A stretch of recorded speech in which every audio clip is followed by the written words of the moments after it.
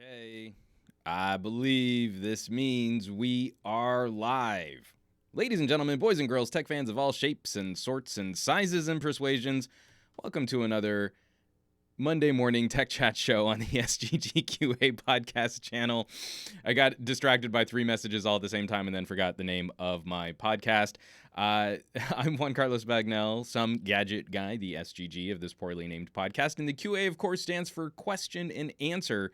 I like to make this a bit more of an interactive show. We can talk out our feels on some of the top news stories of the week. And I like to host my show on a Monday, so we've had that time, especially over the weekend as we've gone through breaking news and news cycles and just some of these stories that start to slip through the cracks. We want to take a look back. We want to kind of dig a little deeper if we can.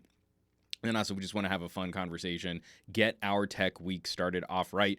I'm already seeing a crazy lineup of chat participants: Charlie, Webster, T-Boy, Steve, Kiwi, Mad Dog, Mrenglot. And apparently, I am super popular with the Malaysian demographic. If you need me to be your new king, with much respect to the protocols of the Malaysian government, I heartily accept your nomination for king. I don't know how any of that works, but I could totally be Malaysian king. So let's get into some housekeeping. First of all, I hope you all had a fantastic weekend. We had toddler birthday parties, so it was a busy and hectic and fun weekend of screaming children and lots of shenanigans. So that was good times. And then also, it's just I'm surrounded by ridiculous technology. So it was a fun. I'm going through headsets. I'm going through headphones. I've got a ton of videos coming out. That leads me right into. Let's see if we can get through housekeeping in under 15 minutes. That's my goal. But yeah, so lots went up on my various channels last week. I've got some fun news just when it comes to Twitch here. Streaming this primarily on Twitch as the main streaming platform. But let's go back into let's kick over into a screen share real quick. This is on SomeGadgetGuy.com. Let me get this out of the way here. There we go. Bunch of videos went up. I am going to have my first look, sort of the first half of a review on the TicWatch Pro, but I thought it would be cool to go back and check out the TicWatch S. This is a watch from it's slightly over 2 years old, and just my experiences checking out how well that watch has aged over time. I was very surprised how well that watch has aged over time. I'm gonna scroll back up here.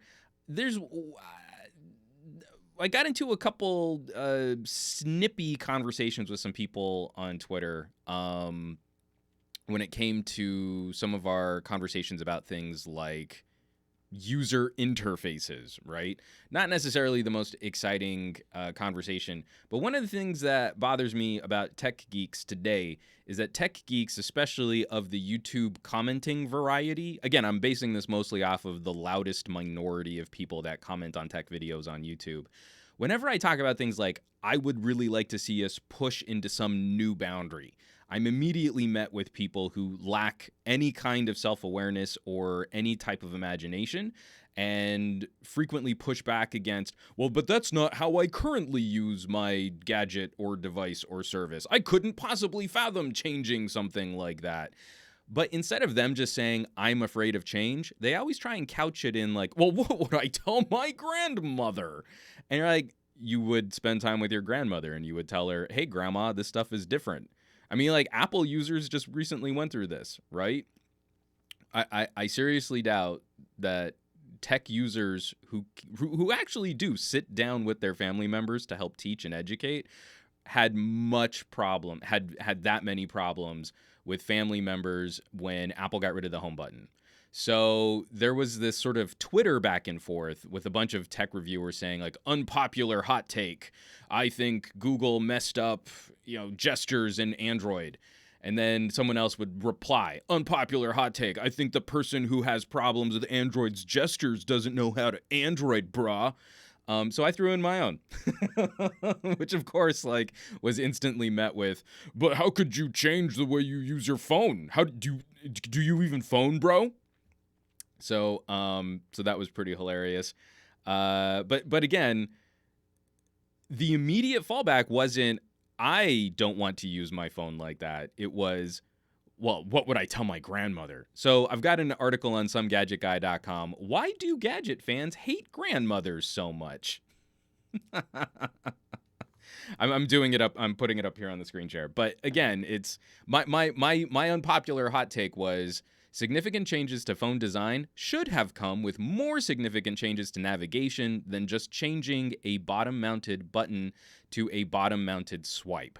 Just think, with pressure sensors in our screens, our entire display could be a home button.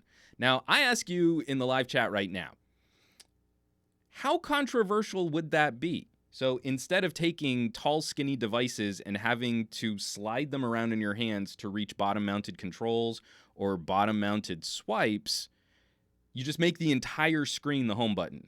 Don't give us what Apple did. Apple screwed up with 3D Touch. No one is arguing that Apple didn't screw up with 3D Touch. But just imagine, the entire thing could be you just push, and then you go home. The entire screen could be your home button. Because apparently, tech commentators, the people who leave tech comments on YouTube, and a few people on Twitter, wow, that would be way too difficult. If the entire screen was a home button, that would be way too hard to explain to grandma. So I just to rip off my own article here, my grandmother's fairly tech savvy. Considering how long on this planet she has been, she could probably run circles around many younger people on her iPad. Like, the woman's a battle axe with her iPad. So this is what I wrote in the article. Imagine these two different scenarios. Which conversation would you rather have with your less tech-savvy parents or grandparents? Okay, Nana, they got rid of the home button on your phone, and I know you have a touch of arthritis, but here's how you get back to your apps. What you have to do now is carefully slide up from the bottom edge of your slippery phone in one fluid swipe. There's no tactile landmark to help guide you. You can't miss the bezel edge. Remember, we're getting rid of the bezel, but you can't miss. So if you start too high, it's not going to register the swipe. And you can't stutter. So like if your hand's kind of dry or something and it kind of skips through that, then it's not going to register that as a home swipe either. So if you do anything wrong, it won't work. And it's different than the button. So like the button was just the one tap. Now you've got to like swipe up. And if you hold too long at the top of the swipe, then it's going to activate your multitasking view, which you never used with the home button on your iPad before. And I know the bottom used to be where all of your controls and settings lived, but now that's up at the top in this little corner. Not at the whole top, just the little corner of the top. So you swipe down from this one side, but then if you want to get to your notifications, it's not halfway. It's like most of the top is also you swipe down, and that's where the rest of your notifications are. See, it's just so simple. Or you could go, okay, Nana, they got rid of the home button at the bottom of your screen, and I know you have a little touch of arthritis, but now the whole screen is your home button. So you just push the screen, and it just takes you back to the rest of your apps. Well, mijo, where do I touch the screen? Anywhere. Anywhere on the phone. Just anywhere you push and you go home. That's it. That's all you have to do. Which conversation would you rather have? I'm just saying. So I expand on this idea a little bit further because I feel like techies right now are super conservative, don't like change, and can't even admit it to themselves that they're not very forward thinking and instead hide behind their family members. So that's my hypothesis. You can refute or rejoin or agree on SomeGadgetGuy.com. Aditya Anil, oh my bag now sounds like a total badass. My grandmother's pretty hardcore. Tech Rant channel having the see this is what I mean. Tech Rant. I'm going to be careful here because I don't want you to go and make a rant video about me. Having the whole phone be a home screen would cause some issues with apps and swiping. Pressure sensor. I have an iPhone here. Apple has this thing called 3D Touch where it registers the force of a press. All Apple did with it was turn it into a long press, awkward solution.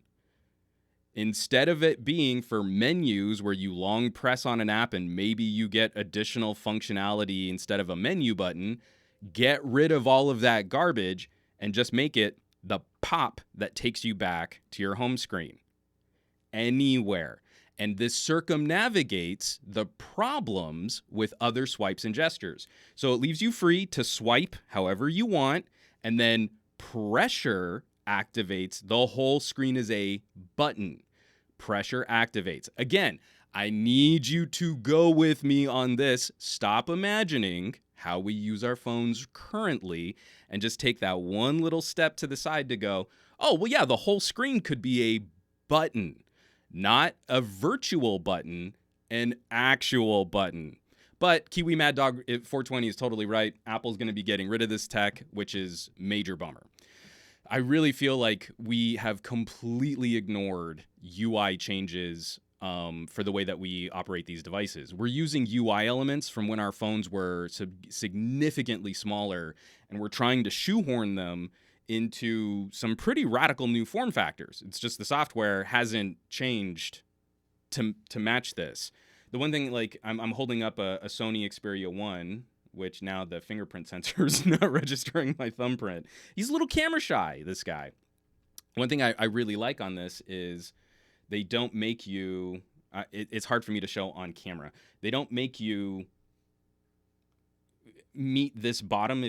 So the bottom swipe to get to your app drawer, you don't need to hit the little pill. It's just like Nova Launcher, where if you swipe from the middle of the screen, it'll pull down your notifications or pull up your apps. Problem is, everything is still docked down here at the bottom.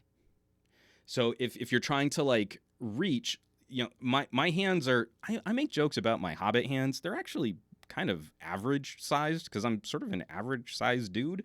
But the amount of hand dancing you need to do on this is like the extreme example. The Xperia 1 is a super tall phone, but it doesn't get much better when you start using devices like a OnePlus 7. This is still a really tall form factor of a phone. So we need to look at changing how we interact with that form factor. And we've have these other technologies that we could totally be incorporating, but instead we're holding to a conservative notion of, well, we can't scare people away, when I feel like if you broke down like how I just did, oh, tech rant, oh, well, now it makes sense. See, imagine an Apple commercial all about a home button, right? Instead of swipe up, it's just go home. And you just show someone pushing into the screen and it takes them home. That's all the education you would need. Techies are going to argue about UI elements like that incessantly because they do not like change. Consumers, they're going to go, oh, okay, cool, whatever. And they're just going to get used to it. Like they got used to swiping up from the bottom, which is still terrible UI, but they got used to it. They're not going to have the problem with it. It's the barrage of endless YouTube videos that are going to be the problem for anyone who wants to change our UI interactions. Anyway, got a couple other little housekeeping things here. I'm so close to getting this through. I'm not going to make it in 15 minutes. The major videos from last week. Beyerdynamic Lagoon ANC review. I loved these headphones. They're pricey. These are premium options. Obviously, there's stark competition against Beyerdynamic and the Sony XM3s. I think I would definitely take the Lagoon over the new Bose 700, though. And I really like what Beyerdynamic has been doing with their hearing augmentation tests. So I did a full review on this, and this is actually one of my longer headphone reviews. I was really proud of this because it's a brand that I'm a big fan of. So you can check that out. And I'd hold them up now because I loved those headphones. Like these are gonna be my new travel cans. I like them a lot. But I also wanted to get a second opinion. So I'm gonna kind of throw him under the bus here a little bit so that you can go and harass him too. But as sort of like a follow-up review, I sent my pair of Lagoon ANC over to LFA. So he should be getting them in the mail probably in the next day or two. And he's going to break them in two and share some of his thoughts. So you can get a little back and forth. My channel for me, glowing all over these headphones. And whether or not he agrees with me or he's got other criticisms or something else didn't work for him, LFA is one of my favorite headphone reviewers. So you want to make sure that you're following his channel too. And there's going to be the follow-up commentary, the follow-up review coming from his channel. And then lastly, oh no, I've got two things. Two things. I've got a video streaming in the background too. I completely forgot to mute this stuff. All right. The other editorial I wrote after me complaining about how like tech gadget fans hate grandmothers, there's this trend where we don't really have news, but we still have to make videos that are popular for YouTube. And so I call it the drama dance. And you see the drama dance a lot. So every sort of like every other video on a tech channel has to be SEO popular. Have you noticed this? Like, I've got to have a video out about Samsung. I've got to have a video out about Apple. And now I can do like a pair of headphones, or now I can do this smartwatch. It's like you've got to keep feeding this beast. And it leads to this whiplash pendulum swing where you see like the shocked thumbnail, what is this company doing? And then you see another shocked thumbnail, I can't believe they've changed this thing. And then I'm sending my product from this company back. And then when the new product, when a company comes out with a new product and they're popular, like Samsung or Apple, then it's like, oh, I'm totally back on a MacBook now. You know, like it's this fake drama back and forth, which is just thumbnail fodder at this point. You know, anyone who's just like, Apple's losing me, or no, the iPhone 11 is going to be garbage. You know, like this isn't news. This is just algorithm feeding, right? We don't have any news on an iPhone 11. We've seen some of the dummies, we've seen some of the mock-ups, but everything is still leaks and rumors. Oh, Galaxy Note 10. Well, we can be pretty confident that the rumors and leaks are probably accurate, but that we still don't really have news, not for the proliferation of videos that we've seen, or the speculation, the Galaxy Fold is going to be fixed in September. Cool. Well, we'll wait till September and we'll see if that turns out to be accurate. I'm still not going to buy the phone. Aditya Anil, in all honesty, all the Note 10 hype is sickening. I'm not even excited for the phone. In fact, I might mute my feed regarding the device post-launch, except for a few reviewers whom I actually trust and whose opinions I value. Or from Steve, Q3 Becker. Lou from Unbox Therapy don't understand why the Pixel 3a sells. It's amazing. And that's what I mean is...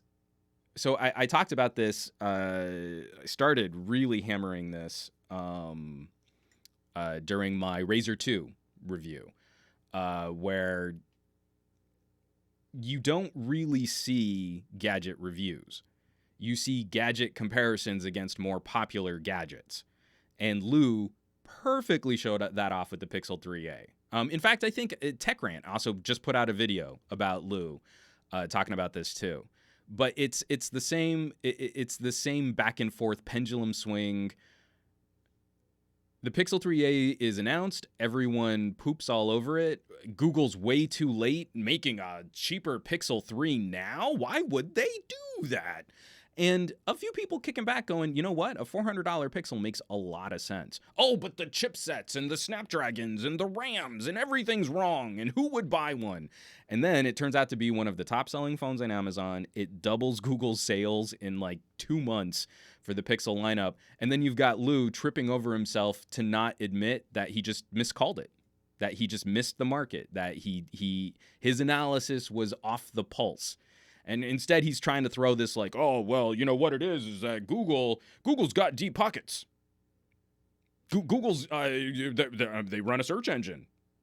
And you're like sort of almost trying to allude or trying to get you to make that assumption or to infer that Google is somehow manipulating the market because of their advertising prowess. Never comes right out and says it, but can't seem to figure out why a Google-branded phone called a Pixel, starting price $400, often found for $200 to $300 on some kind of sale, might sell well. It's a total mystery, but it couldn't be that it was him not being him missing the market. He couldn't admit that he was off the pulse there. So anyway, I'm just tired of this drama dance. We don't have anything to say, so we're going to criticize these products because that's good clickbait. If you criticize an Apple or a Samsung, you've got that huge Apple-Samsung fan base that's going to come after your video, but it's outrage traffic. So you're going to see your traffic spike just because you put Samsung and Apple in the title of a video, even though you don't really have any news about those products. And then when they come out with something new, you can flip it and say, well, they totally won me over. And then it's like you've made them all feel good for being Samsung and Apple fans, right? You can just keep playing that dance over and over and over and over again. So the last bit of housekeeping, God, 20 minutes. One of these days, I'm going to get housekeeping done in like 10, and I'm going to blow your minds. All right. So just to wrap us up, I like taking a look back. It was one of my favorite initiatives. Hold on, let me get out of screen share for just a second. It was one of my favorite initiatives at Pocket Now, and I wish it was something that we had a better schedule on, like a good producer who could keep us on track for the After the Buzz. So I'm still in the same problem. I can only kind of come back to gadgets as I'm reviewing future things, but really wanted to look back at a TicWatch, and I was looking over my video stats, and out of all of the devices I reviewed in 2018, one of the top trafficked videos for 2019 so far was the BlackBerry Key2. So the folks at TCL shot me over a loaner to play with the red Key2, and I did a video look back, just how my silver Key2 has aged, and then showing off some vanity photography of what the Key2 in red looks like. And I have to say, like, not to spoil the video, it has aged way better than I thought it would. That comes with some explaining on what I feel BlackBerry's mission is, because BlackBerry has a very different mission than any other smartphone manufacturer out there. So if you judge BlackBerry by BlackBerry's claims about things like customization and security, this phone has performed exceedingly well. If you judge BlackBerry against the market which popularizes a phone like OnePlus, then the BlackBerry is going to lose pretty much every single fight you put it up against. So that comes with a bit of nuance. That comes with a bit of discussion.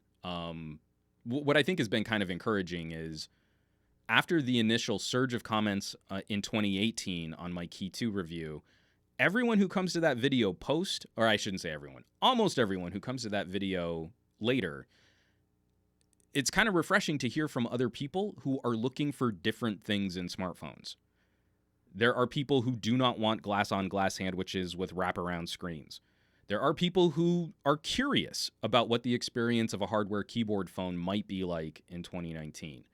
There are a lot of people who are not gadget fans who are coming to videos like that and then leaving some pretty refreshing comments. So a lot of them walking away saying, I'll probably stick with my iPhone. I'll probably stick with my Galaxy. But there's a curiosity there because it's one of the few phones doing something genuinely different and doing it phenomenally well. So, Key2 in 2019, same thing, I hope at least. In the first 5,000 views on that video, the commentary has been pretty positive. Not just for me putting out a video, but just on the phone itself. It's interesting to take a look at where we've arrived and how the current zeitgeist of phone design doesn't include everybody. There are niche pockets of consumers that are being left out because we've decided that all phones should be pretty and glittery and fragile and not have other types of features on them, that they should all kind of be the same. So I'm hoping to see a few other players. I put out this video and a couple people started sending me recommendations for a handful of other phones that are looking at hardware keyboards. It would be nice to have a few other players in this space. So, lots of comments coming in. Oh, Steve talking about the Area 51 raid. From Mimrenglot, I hope the caveats weren't too big. On the other hand, we should get a new BlackBerry in 2019. I'm curious to see if we will. I don't see anything in the hardware that would say that you would necessarily need to flip a Key 3, and we might not get a Key 3 by the end of 2019. I think BlackBerry is probably looking at a longer-term strategy. I have zero confirmation on this. I've asked. TCL's not going to tell me, but I wouldn't be surprised if BlackBerry's TikTok becomes a 2-year strategy. They make a phone and they have a certain idea or expectation of support, and then they play that out over 2 years. And maybe somewhere in the 1-year time period, they just give it a little spec bump. Like the Key 2 in red just got double storage. It wasn't a different phone, just a different coat of paint and more room for activities. That to me seems like it could be a perfectly fine strategy, and also reinforcing you're not buying a Key 2 if you're one of those people who's constantly flipping your device for the latest and greatest and fastest and speediest and shiniest. You're looking at a premier communication experience, and that should last you a while. There are those consumers out there who don't care about Geekbench scores, chipsets, and they want battery life and security. They want battery life and customization. They want battery life and communication. And a Key 2 still competes phenomenally well there. It's pretty solid. So let's get this back out of the way here. All right, housekeeping in 25 minutes or less. I'm linking pretty much everything on SomeGadgetGuy.com. The other little bit of news here was I'm finally a Twitch affiliate. I did a couple game streams. It was frustrating because I've got hours and hours and hours of streaming on Twitch already, but it was still like, well, you need to stream on different days. And you're like, why? Okay. So I'm trying to do a little bit better with this series of playing Android games that don't completely suck. And so I wasn't paying attention, but it pushed me over the edge on Saturday where I played a little Tesla versus Lovecraft. And then I got the email saying, oh, well, by the way, you're now a Twitch affiliate. And you're like, cool. Good to know. So now I'll be able to harass you guys on Twitch with things like bits and subscriptions and all that fun stuff.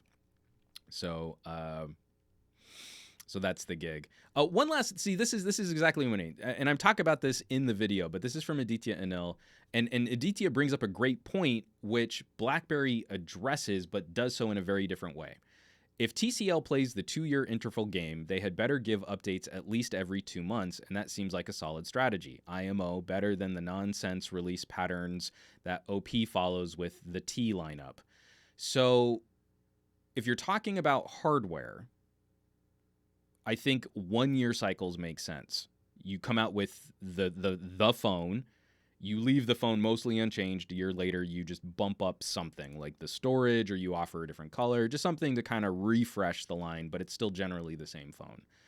When it comes to software, BlackBerry has made a very different argument about Android and security. It's a BlackBerry. It is not an Android phone. They take the BlackBerry takes the Android operating system and they cut it up a lot. And then they're really just using the core of the Android OS as the platform so that they have access to apps. They have chewed up the operating system, not to the degree that Amazon does on Fire tablets and stuff, but they have installed their own hardware and security components and their own custom software, and they've tried to lean it out so they get rid of things in the Android OS that don't apply to their phone. And you will probably not see tons of operating system updates, and you'll probably only see infrequent security updates because they believe they have a better platform for security than what Google is putting out with their monthly security patches. So the BlackBerry is only on Android OS 8.1. The Key 2 will probably never get... I'll be very surprised if the Key 2 ever gets Pi, and it will most certainly probably never get Android Q. But that's not why you're buying it. And you're not left out in the cold for security. You're not left out in the cold with a less secure device. And that's BlackBerry's argument. And so far, I would have to believe that they're kind of living up to some of those responsibilities. I think we've had bounties on cracking the the OS since the priv. And I don't think any of those bounties have ever been claimed. You can't roll back. You can't install a custom ROM or, root the device. Well, can you root the device? I don't think you can root on a BlackBerry. But again, if you're a gadget enthusiast, that's likely to be a negative. But for a lot of people out there, companies, corporations, governments, that's probably going to be a positive. So again, it's a very different conversation than what your average, and just the fact that it runs Android, they're not trying to make the same claims as other Android manufacturers. And you need to judge against their claims, not, oh, it's got this chipset and it's got this operating system, so it's a deal breaker. Different. There needs to be a little nuance there. Matt Tyler, you cannot root BlackBerry. Are you guys still talking about crowning me? Again, I had no idea that I would be this popular as an option for Malaysian royalty. Okay, let's get into some news.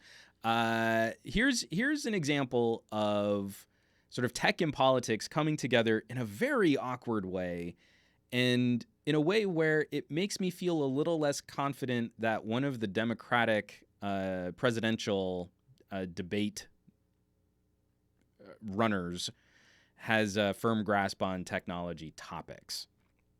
So this is coming by way of the New York Times, and it's written up by Daisuke Wakabayashi. I've butchered that name and I apologize. Tulsi Gabbard, Democratic presidential candidate, sues Google for $50 million. Now, this is from the article. Representative Tulsi Gabbard, the long-shot presidential candidate from Hawaii, said in a federal lawsuit that Google infringed on her free speech when it briefly suspended her campaign's advertising account after the first Democratic debate in June. The lawsuit, filed on Thursday in a federal court in Los Angeles, is believed to be the first time a presidential candidate has sued a major technology firm. Let me get down to here.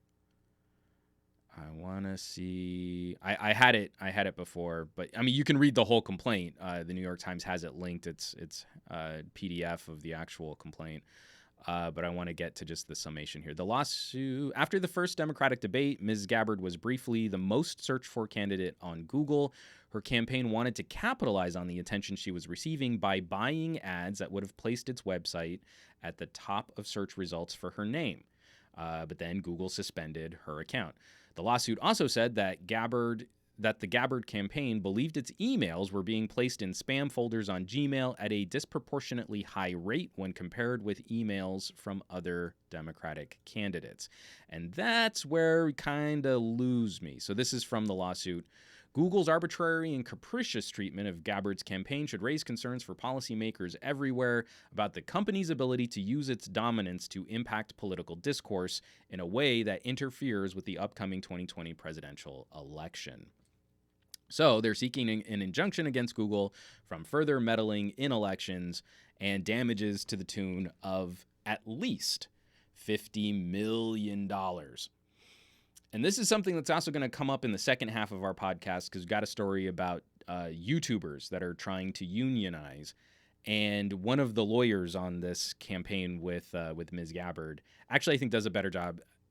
For Tulsi Gabbard's comments are a little varied and kind of point to someone who doesn't really seem to fully understand the inner workings of how social media and technology companies aggregate and combine search. But Google has a major problem.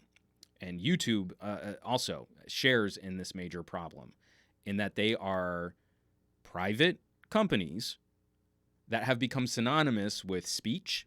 So YouTube is a platform, Google is a platform, but still continue to operate with completely black box mechanisms. And so one of the lawyers for this lawsuit brings up a very excellent point. An automated system detected unusual activity around a search term, Tulsi Gabbard. That algorithm then worked to block and basically deactivated an AdSense account that was being used to promote that search term. So that actually is, I think, a mechanism showing where Google is trying to prevent outside influence. You know, someone just can't suddenly spike search results. They've got systems to try and protect their advertising business. But one of the major issues is it's completely black box to the end user. If you're in the middle of that situation and something has popularized a search term for you at the peak of that search term's popularity and Google shuts you down, it's very hard to find some type of corrective action from Google, and you never get any kind of after action report. Your channel gets demonetized. Well, we can't tell you why. Your AdSense has been yanked and pulled. There's no way for us to correct that. And this is where we're going to continue running into problems, where we use these private corporation, these private services. Google is a private business. They're not a public utility. But they've supplanted any type of public infrastructure for how we search for information. So this is going to get messy because I don't feel like there's a good solution here. If these platforms and services can't find solutions themselves, then we'll see increasingly lawmakers will continue to get involved in the process of how these things should function. I would prefer they sort this out themselves, but we've got to put pressure on them so that they understand why we need to see them reform and sort of regulate themselves. From Ruru2, it's the automated system that aren't programmed for situations like this. And again, it's impossible to predict when someone out of the blue is suddenly going to become an insanely popular search term. Again, it's not Google is evil for this. Google is doing a few things that I think we should be concerned about, but they also need to understand the weight of what it is that they're attempting to do. And I feel like more transparency on how their services work, even with the possibility of those services being gamed, again, that should be that cat and mouse game, would be a benefit to the general consumers out there that would want a better understanding of how these things function. But Ruru2, a lawmaker's understanding of the internet scares me, and it should. There are a few out there. If you go back, I did a video following it was Sundar Pichai's testimony before an oversight committee, and the media's reporting of this 2-hour conversation with Sundar Pichai was insanely disappointing. But there were a handful of lawmakers asking some pretty relevant questions. There were a handful of lawmakers asking what I feel like putting Google on the record in how some of their search terms are, some of their search functions, how some of their deplatforming functions. Because at the one point you've got someone saying like, well, we don't censor content, but at the same time we also have to have a mechanism that can remove objectionable content. Having Google on the record for that was critical. But again, that was a 2-hour oversight committee, and the mainstream coverage just focused on like the two most annoying, backwards, tech illiterate comments that came out of the entire conversation. You didn't actually get the substance or the meat of that conversation. You just got the two dumbest sound bites, and that's not what really happened. All right. I'd recommend checking some of this out, though. I don't think Tulsi Gabbard is going to get far, but this is an ongoing conversation with how black box algorithm-based mechanics are functioning, and I don't think anyone's got a good solution for it. Next story. This one's real quick, and I promise you it's going to be real quick. Just a fair warning, in 2 days, Ultraviolet goes dark. Ultraviolet goes dark on July 31st. This is from CNET, written up by Lori Grunin. If you've signed up for the Ultraviolet, did she really write it that way? That's hilarious. So we're going to use the old person internet speak here. If you've signed up for the Ultraviolet during its 8-year stint, now's your last chance to rescue copies of your movie from oblivion before the service shuts down on Wednesday. Earlier this year, the cloud movie locker sent emails to customers notifying them that it would go dark on July 31st. You've got the sort of movies everywhere, movies anywhere platform. If you've been buying Blu-rays and you want those digital codes, if you're on Ultraviolet, like you have movies there, I think you can sign them over to Vudu if you still want that as a streaming solution. It's convoluted. You go through Ultraviolet and you sign up for Vudu. Vudu recognizes your Ultraviolet account, and then I think you can staple Vudu and Google Play or Vudu and Apple together so that then you can stream through Google Play or Apple. But I did it. It took all of 5 minutes. I hooked those things up, and now those movies that I had completely forgotten about, I had like 5 movies on Ultraviolet. Those movies now show up in my Google Play Movies account, so I can stream them. And I'd never even thought to try and figure that out. I just kind of given up on Ultraviolet as a service. Gary the Fireman, I signed up for the Netflix.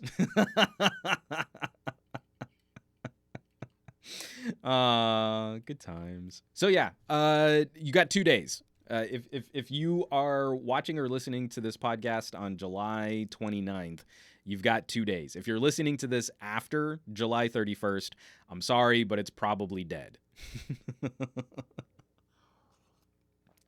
From the T-Boys, I'm kind of okay with just Netflix and Amazon Prime. And now that I've switched over to Sprint, I get Hulu too. Plenty of streaming solutions. One of the things we've noticed, what I've started doing for Lex, and because I started doing it for Lex, I've started also doing it for myself too. It's technically still a DMCA violation in that you're circumventing copyright. But we had a whole stack of DVDs and Blu-rays. I mean, my wife and I, we used to be just crazy movie collectors. Like, we had 2 whole walls of our first apartment together were just bookshelves full of movies. It's kind of one of the things that kind of brought us together, was an insane movie collection, and then also, hilariously, how much overlap we had. So we had doubles of a lot of movies. But for a lot of, like, the kids' films especially, I just started ripping and backing them up, you know? She gets super into a movie, and it's on Netflix. And so she'll watch it over and over and over again on her weekend stay-home days, and then it disappears. And it's kind of impossible explaining to a 3-year-old why she can't watch the movie that she was watching before, why these things go away. You know, she's never lived in a time where she would have to wait for a certain day for a show to broadcast or for a movie to play. So instead of trying to, like, you know, DVR it on YouTube TV or something like that, and then have to deal with commercials because she also doesn't understand commercials, like, at all, I've just started ripping and backing them up to my NOS, and I fire up Plex, and there the movie goes. And so I had a couple movies kicking around. You're like, you know, I can store these at higher quality than I can stream them, and I've got a lot of storage on this NOS, I think, for just a couple key films. Not every movie I might ever want to own. I'm not going to own that kind of movie library. But there are movies that I like to come back to. So I've been doing the old school disc backup, storing them as data on a hard drive on my own computer. And it's hilarious to think that that's now old school. that's old fashioned. So it's pretty silly. Let's see. Also from the T-Boys, I was so sure that I wasn't going to get Disney Plus no matter what they had to offer. And then The Mandalorian was announced. Actually, we're probably going to end up with Disney Plus too. I don't know. Well, we'll have to see. I think at some point we're going to have a culling because we've got way too many streaming services right now. Another little happy bit of news for gamers out there. And get back into screen share here, coming by way of Kotaku, written up by Luke Plunkett. Nintendo will fix broken Joy-Cons for free and refund prior repairs. It's a story I didn't get to cover last week, that there was a group of people looking at a class action lawsuit against Nintendo. Joy-Cons, these little detachable controllers for the Nintendo Switch, don't seem to be super robust. And I've had friends complaining about being on their 3rd set of Joy-Cons. A buddy of mine switched over to a Pro controller Adam Boyd. No, Adam Dowd. Whew. Too many people in my circle of friends named Adam. Adam Dowd on one of the I think it was on the Android podcast that he hosted, talked about his experiences. His son now uses a Pro Controller, and a Nintendo Switch is basically just a Nintendo tablet, and he's given up on Joy-Cons because his son will save up for a replacement controller, and then it'll also break months after he gets it. So there was talk of a class action lawsuit. I had some serious concerns about the Switch Lite being announced because it's the form factor of a Nintendo Switch where the Joy-Cons are not detachable. So if the controller mechanisms are the same or similar to what's built into a Joy-Con, then I don't think a Switch Lite will be a very robust product either. But I think this is a nice move from Nintendo, where they can acknowledge that maybe they didn't do the best job. Nintendo wasn't the best Nintendo they could be in making this product. And costs, you balance costs against reliability and dependability. Sometimes that works out in your favor. It doesn't look like it worked out in Nintendo's favor here. And so the right thing to do by your consumers is not to fight them. Don't put them through the litigation of a class action lawsuit where your actual customers will not see much of any benefit. They're not going to get much of anything out of a class action lawsuit. It's cheaper in the long term and better for your customer base to find a way to just take care of those customers and keep them on your platform and keep them using your products.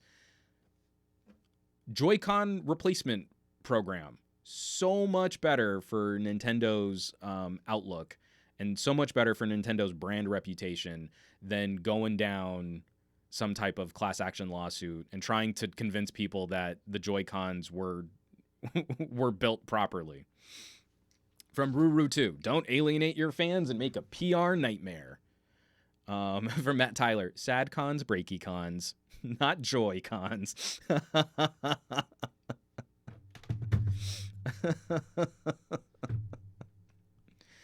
From Memranglat, if I recall correctly, the D-pad on the Lite is a new design. So the D-pad is, but I don't think the D-pad was the serious concern.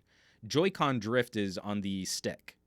That the way that the sticks were built, they can, if you use your Switch a lot, they can break down, and you get this drift, or you get completely unresponsive moments, which never impact gameplay, right? You're in the middle of your game, you're wasting some dudes in Fortnite, and then for a split second, your left analog stick just stops working.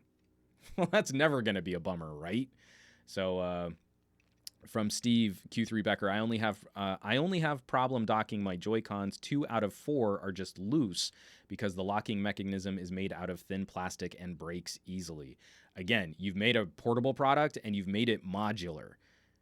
I can't believe Nintendo is making the most robust modular solution at the price that you can pick up a Switch. So this is the right play. Fix those products when they break. Don't make your customer jump through a ton of hoops to do it. And that customer will be so much more loyal for you taking an interest, for you properly supporting your product. Let me get this out of the way here.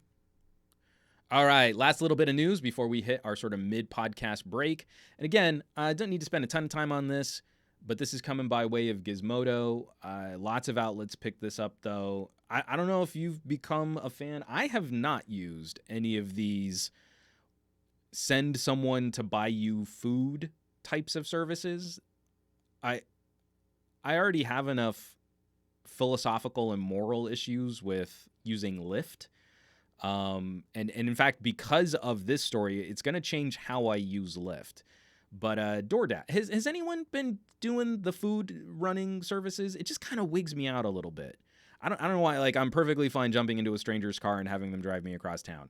I suddenly have fears of someone driving across town to get my favorite burrito and then bringing it to my house.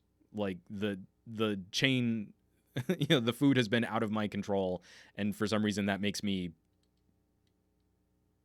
twitchy. I know, just because it's a slightly different relationship than if a company has their own delivery driver, right? If a company has a delivery driver, I have a direct relationship with that company, and if there's a problem, then I am just working with that company. As soon as the food is out of control from the company that made the food, for some reason, that's a bridge too far.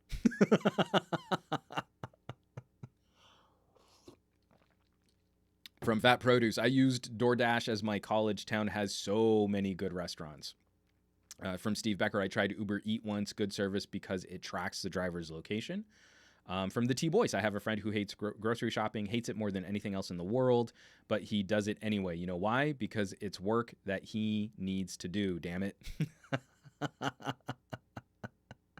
And then from Abraham Artemis, we have similar things like Grab Food or Go Food, and those services are really, really useful. Okay, so the thing I would take a look at, for those of you using these services, and DoorDash is shining a light on this, this story from Gizmodo, DoorDash says it's very sorry you noticed its tip skimming scheme. That's really hard for me to say.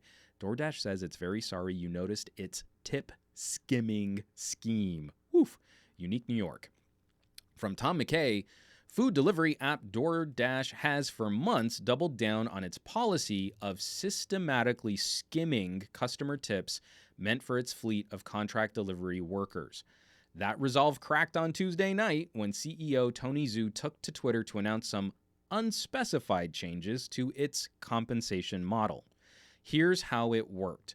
DoorDash offered its delivery drivers a guaranteed payout for each order up front, a flat $1 per order plus additional compensation, calculated by some kind of algorithm. So if a driver is told they'll make $8 up front for an order, they'll always receive at least $8. But if the customer receiving the order gave the driver a $4 tip, DoorDash would treat it as a credit towards the originally guaranteed $8, meaning the driver would still only get $8. The only circumstance in which a customer's tip would actually go to the driver is if it was very generous. So if you're using one of these services and you sort of engage in that, like gratuity, there's a very solid chance that your extra gratuity really isn't going to the driver. Instead, it just minimizes the payout from the delivery service. So increasingly, I've used Lyft 3 times in as many months. It's a pain in the butt, but I've started trying to keep cash on hand. So I get kind of an estimate of how long that Lyft trip is going to take. I do the Lyft trip, and then instead of tipping through the app, I'm tipping in cash. And it seems to be the only way to properly, completely safeguard against the additional money you're giving the service not really going to the person who provided the service. And that's really scummy.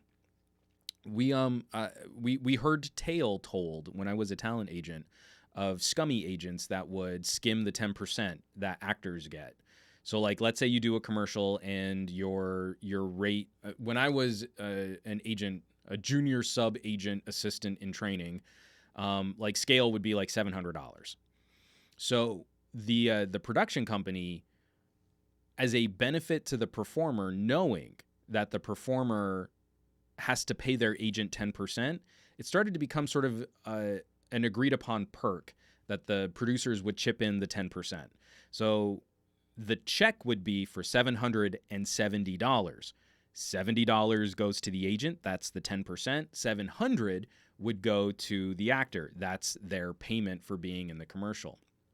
What scummy agents started doing was saying, well, the check that's coming in is $770. So we'll take our 10%. We'll get $77.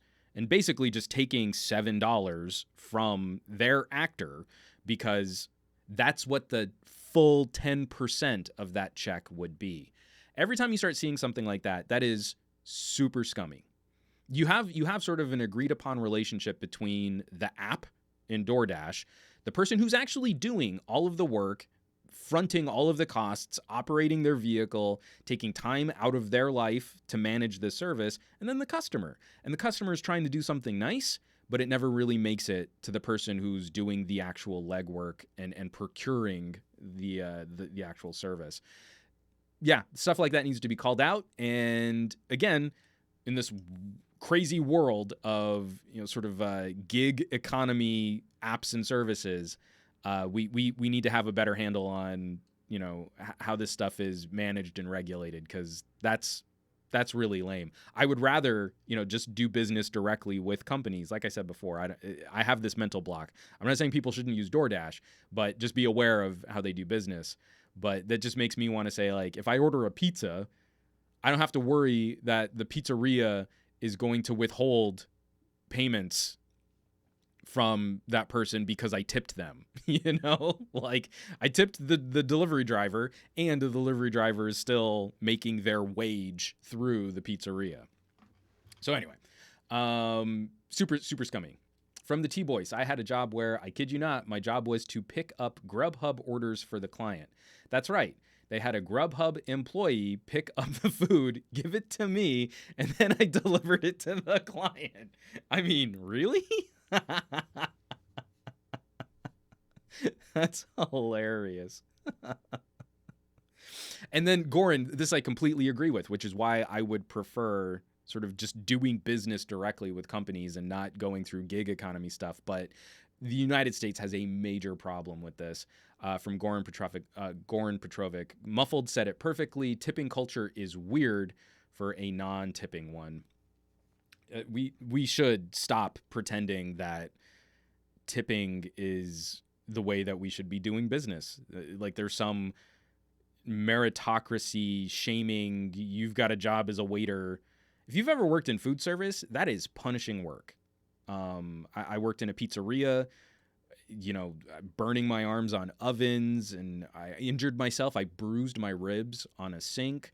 I worked in a bagel shop in college, and again, like, you're working with crazy hot ovens. I sliced my hand open on a bagel slicer. Like, this is not easy work. So I actually kind of was happy that I never tried to take like a waiting gig, because I just don't have the temperament for being nice to people to hopefully have them pay me more for the work that I've done. So that's not good. But I still make a pretty mean pizza. Dion's in New Mexico, Albuquerque, New Mexico, great local shop of pizzerias and sub shops. And if you're ever in the 505, go check them out. But I used to be one of their pizza trainers. I was a shift manager for a while, and I can still spin dough. Just not as well as I used to. I used to be able to juggle spinning pizza dough, but I still make a mess with some flour. It's good times. Charlie Spirit song, #SomeWaiterGuy. Nope. I wholeheartedly can attest to my temperament being the exact opposite of what you would want to be a good waiter. Okay, we're at that halfway point. Actually made it to the halfway point, roughly halfway. And this is where we just want to take a little moment out to talk about content creation, supporting smaller channels. And there is one resource that I've helped create to try and manage that, to help with that. It's the Reddit community, reddit.com/r/glowingrectangles. And every week we talk about it. We see a little bit more growth. We see more submissions. There is a lot of new stuff popping up on this channel. In fact, there's another Reddit submitter who's just started uploading automatically on a whole group of channels that I had never seen before. So I definitely want to check it out. And again, it's becoming increasingly more difficult on platforms like YouTube for newer producers to get their stuff seen, unless they've got some crazy breakout, and then they've got to then feed the algorithm that way. Getting your monetization is harder. Finding an audience is harder. You can't self-promote on other subreddits. Like, if you make a video about an Android phone and you want to post it yourself to our Android, they'll probably mute you or shut it down or remove it because you're not allowed to share new things. But then you'll see people complain that only the same echo chamber of content is being shared because popular stuff seems to win with these types of metrics. So I am asking for your help, checking out our glowing rectangles, upvoting as much content as you like. I would prefer you upvote everything because all of these people could use a hand. But then also contributing and sharing content that you think deserves more attention. Not always necessarily from the smallest producers. Maybe there's another content creator out there whose channel just isn't performing like it used to. Maybe there's someone out there that just hasn't kind of managed to make it through this sort of current YouTube zeitgeist. Share them too. We want more conversation and we want a greater diversity of voices. So these are the top stories, our glowing rectangles. I got to skip the top two because the top two are from some jerk who always wears hats and I hate his face. That's that guy. I don't like him. Number one story last week, our glowing rectangles. Do not buy a 5G phone in 2019. We've got Viper, the captain of Team Apple, squishing his nose at the 5G in 2019. We've had a bunch of stories on this podcast, some of the teething pains coming in on 5G. I'm still very skeptical of 5G. I think out of all of the launches, Sprint's idea for 5G makes sense. But I haven't seen anything that really impresses me that this will be... We keep talking about speed, right? I don't think we're going to get it. And especially if you live in the middle of this country, it's going to be years before 5G towers are relevant to you. But this is Viper's take on 5G, and he's saying just flat out no. No, maybe you shouldn't care about trying to future-proof your phone. Second top story on our glowing rectangles. My buddy, Easy Computer Solutions, Moto G7 camera test 2019, cinematic video, ? Can it be done on a mid-range phone? Checking out G7. I think this is increasingly the sector to watch. I have been excited by mid-ranger phones since the Honor 8. That year we had the OnePlus 3, the Honor 8, the Axon 7. We just got these amazing phones at $400 that handily competed against $600 to $700 phones. Now we live in an age where $1,300, $1,500 phones are becoming normalized. Well, sort of, not really. People aren't really buying them. Sales, slumping, blah, blah, blah. We're going to see $2,000 foldable phones. Finding some of these gems in the $300 to $400 price tier is going to be huge. And I keep sounding like a broken record. Where I wasn't a huge fan of the original Pixel 3, the Pixel 3a is a phenomenally good buy in the United States. So, also looking at one of the companies that has managed to keep this product segment alive would be Motorola. So Easy Computer Solutions has a video on that. You should definitely check that out. And third top story, easy YouTube growth hack, mobile YouTuber tips coming by D. Niman. And so he's one of those gurus just talking up how to improve your YouTube metrics, your YouTube stats. Definitely relevant conversation for a community like our glowing rectangles.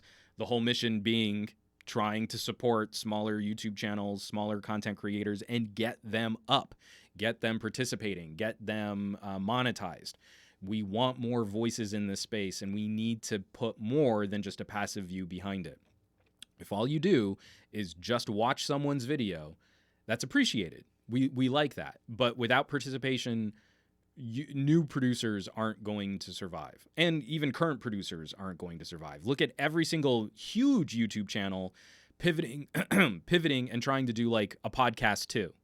You know, like Unbox Therapy is ginormous still, but even Lou is looking at like, oh, you know what I also need to do is a low effort podcast. That's also the gig I need. Everyone's getting hammered. So if you really care about having this wealth or variety of conversation, you need to do more as a viewer than just passively view. This has always been a major problem in the web space, but it's becoming even more critical in how all of these platforms are being managed today.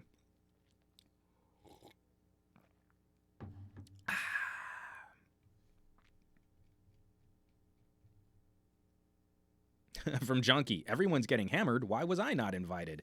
Not that kind of hammered. not the fun kind of hammered. So that's the community. Our glowing rectangles. Tech Valor has been posting some stuff. He recently said something in the live chat saying that he was a fan. But this is just one opportunity. This is what I'm trying to do. I'm trying to put my money where my mouth is as a platform to share and to germinate and to hopefully discover. So I don't have any illusions that this is going to be a top-rated front page subreddit on Reddit. But what I hope it can be a good farm, where you find something interesting and then you can share it on a larger subreddit. You can be a part of a different community and move these pieces and parts back and forth. That helps these channels get so much exposure. LFA was talking last week in the live chat. He saw significant bumps on his YouTube channel when people shared a few of his headphone reviews on a headphone subreddit. For people that say, well, I don't participate on Reddit, you're like, okay, I get that. Consumption is really easy. And it's very convenient just to have people keep serving you new content. But if you like someone's work and you're not actively supporting it, this is the time where it's very likely that channel will not survive very long. So, Sean Diggs Tech. Just an FYI, Tech Valor is a woman. Tech Valor, I'm a lady. Apologies, Tech Valor. I totally gendered a conversation that I didn't need to. Point still stands. Get out there, participate, share, support your local content creator. Tech Valor has been also leading a huge part of this conversation on glowing rectangles and sharing some channels that I'd never seen before. So thumbs up, Tech Valor. I appreciate it. You're doing the good work. So let's get into just a couple big stories here, things that we might want to spend just a little bit more time on individual parts of the discussion. And let me get this out of the way here. But yes, reddit.com/r/glowing rectangles. Now, one of the biggest stories of the last week, something that kind of took me, it didn't. It kind of took me by surprise. Intel and Apple had an agreement for modems and radios. I feel like Intel and Apple probably got hammered for the iPhone XS and XR launch because you're charging premium prices for products that don't quite compete for connectivity against Qualcomm-powered ones. But we need to suffer some of that transition while we see whether or not Intel can really compete. Apple and Qualcomm were sparring, and then they recently came to an agreement over 5G. So I thought that would be the end of the story. Apple and Intel were parting ways. Qualcomm was going to be back in on iPhones, and that Intel was going to sell off their investment in 5G radios, modems, etc. And then we got confirmation that Apple is going to spend $1 billion to acquire Intel's smartphone modem business. Coincidentally, that's the name of the article on 9to5Mac. Apple confirms $1 billion acquisition of Intel's smartphone modem business. This is written up by Chance Miller. Apple today has confirmed that it will acquire Intel's smartphone modem business in a transaction valued at $1 billion. The deal is expected to close during the fourth quarter of 2019 and is subject to regulatory approval. Through this acquisition, Apple will beef up its wireless technology patent portfolio to over 17,000 patents.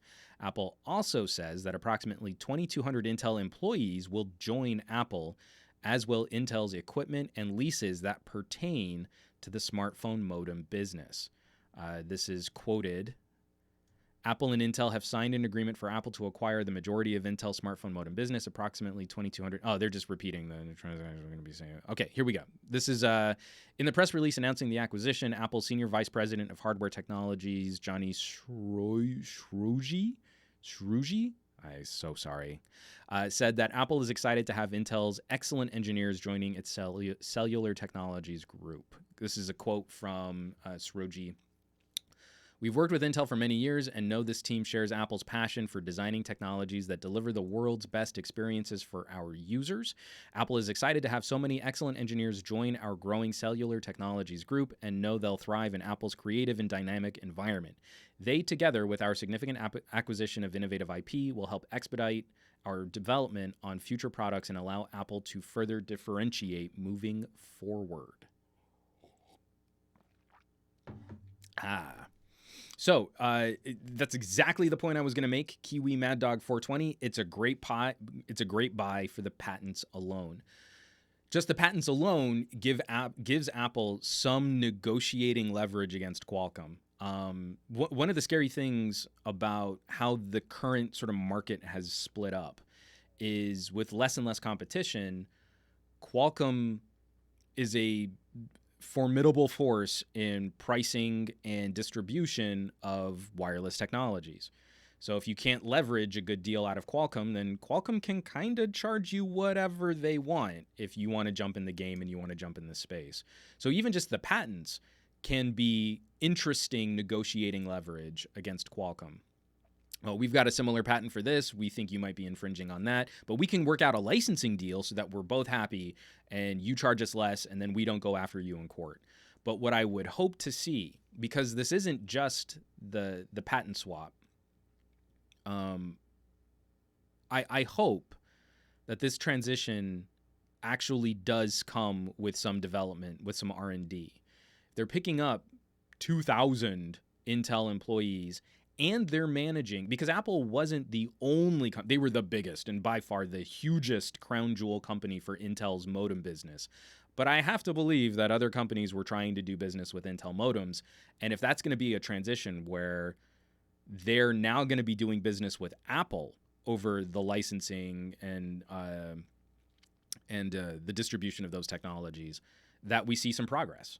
Again, we want to see more players in this space so that we don't have a one-sided market. We don't want only one or two companies completely dictating the future of how our network and infrastructure should function. We want more players in that space to make sure that we're sort of offering consumer-friendly and cost-competitive solutions for whatever the future of connectivity looks like. From Matt Tyler, Intel, we are back in the phone game making chips. Let's go. Apple, we will buy your shares. Intel, didn't want to be involved anyway. See, this is where, okay, kind of gadget speculation mode here. Zero evidence to support this. I am completely riffing off the top of my head here. But this is where I get a little more concerned about Intel as the juggernaut. In the x86 space, they're facing some hard competition against AMD. AMD is cycled faster on Ryzen than I think they were expecting, managed to crack the 10 nanometer and sub 10 nanometer fabrication processes. And because of the architecture of their chips, they have actually been less susceptible to some of the security exploits that have been discovered since the whole nightmare scenario of all x86 and ARM processors have these huge cache bugs that people can get into and freak out consumers about the reliability and security of their machines.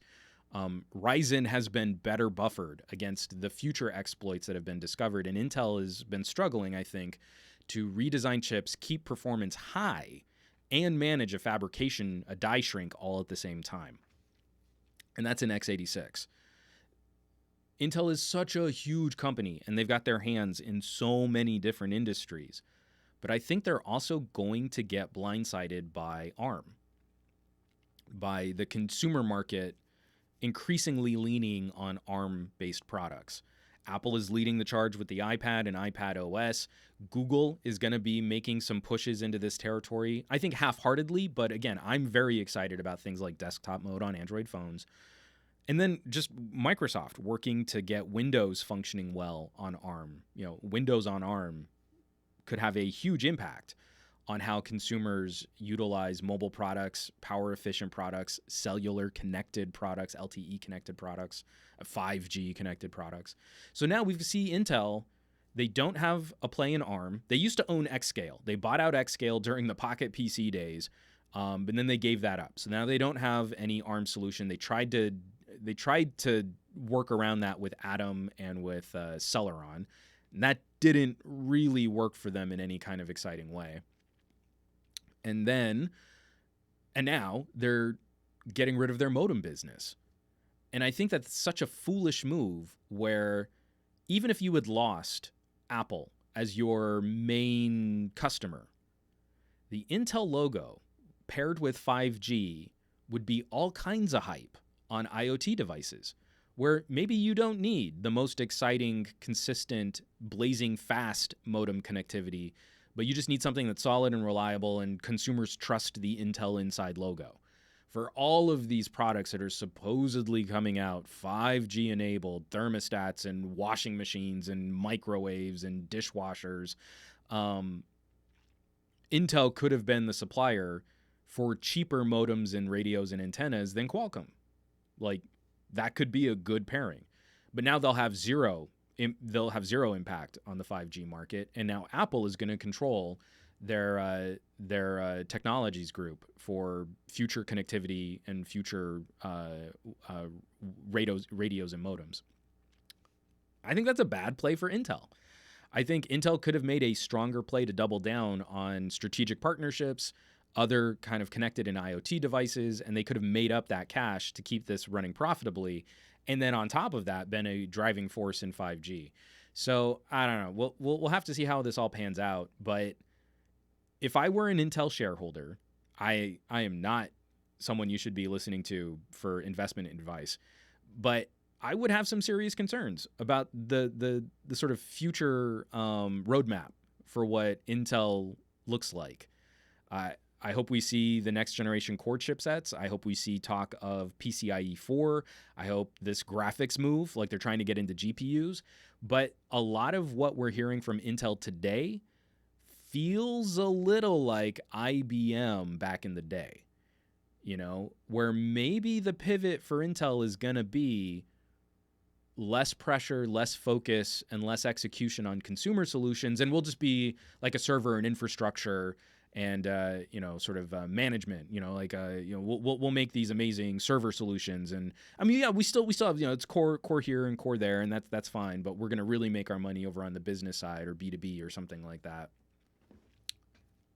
I don't know. I would hope with their vast resources, the huge organization that they are, and the amazing amount of talent that they have, that they would still be looking at what the consumer push means and where they can break into bigger markets. I don't know, just kind of a bummer. Like, I would love to see this R&D turned towards smart glasses. Was it Intel that killed Vaunt? Anyway, it's just kind of a bummer. I think they could be doing better here, but that's just me. I run a wacky little podcast on Twitch, so. From Goran Petrovic, the only thing worse than Apple buying Intel's modem business would be Qualcomm buying it. Yeah, that's definitely true. I'm happy that the parts of Intel's modem business are not going to Qualcomm.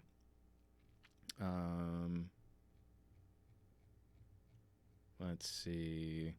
Charlie Spirit Song, something or someone needs to challenge the Qualcomm monopoly. I'd love to see more competition in every space. Again, and it's not that I want to hate on Qualcomm, because they make great products, but I don't feel they will continue to make great products with good price competition unless other players are in the space to shake things up. From Steve Q3 Becker, my cheapo Acer 8-inch tablet runs on Intel, stuck forever in Android 4.1. I don't have it handy.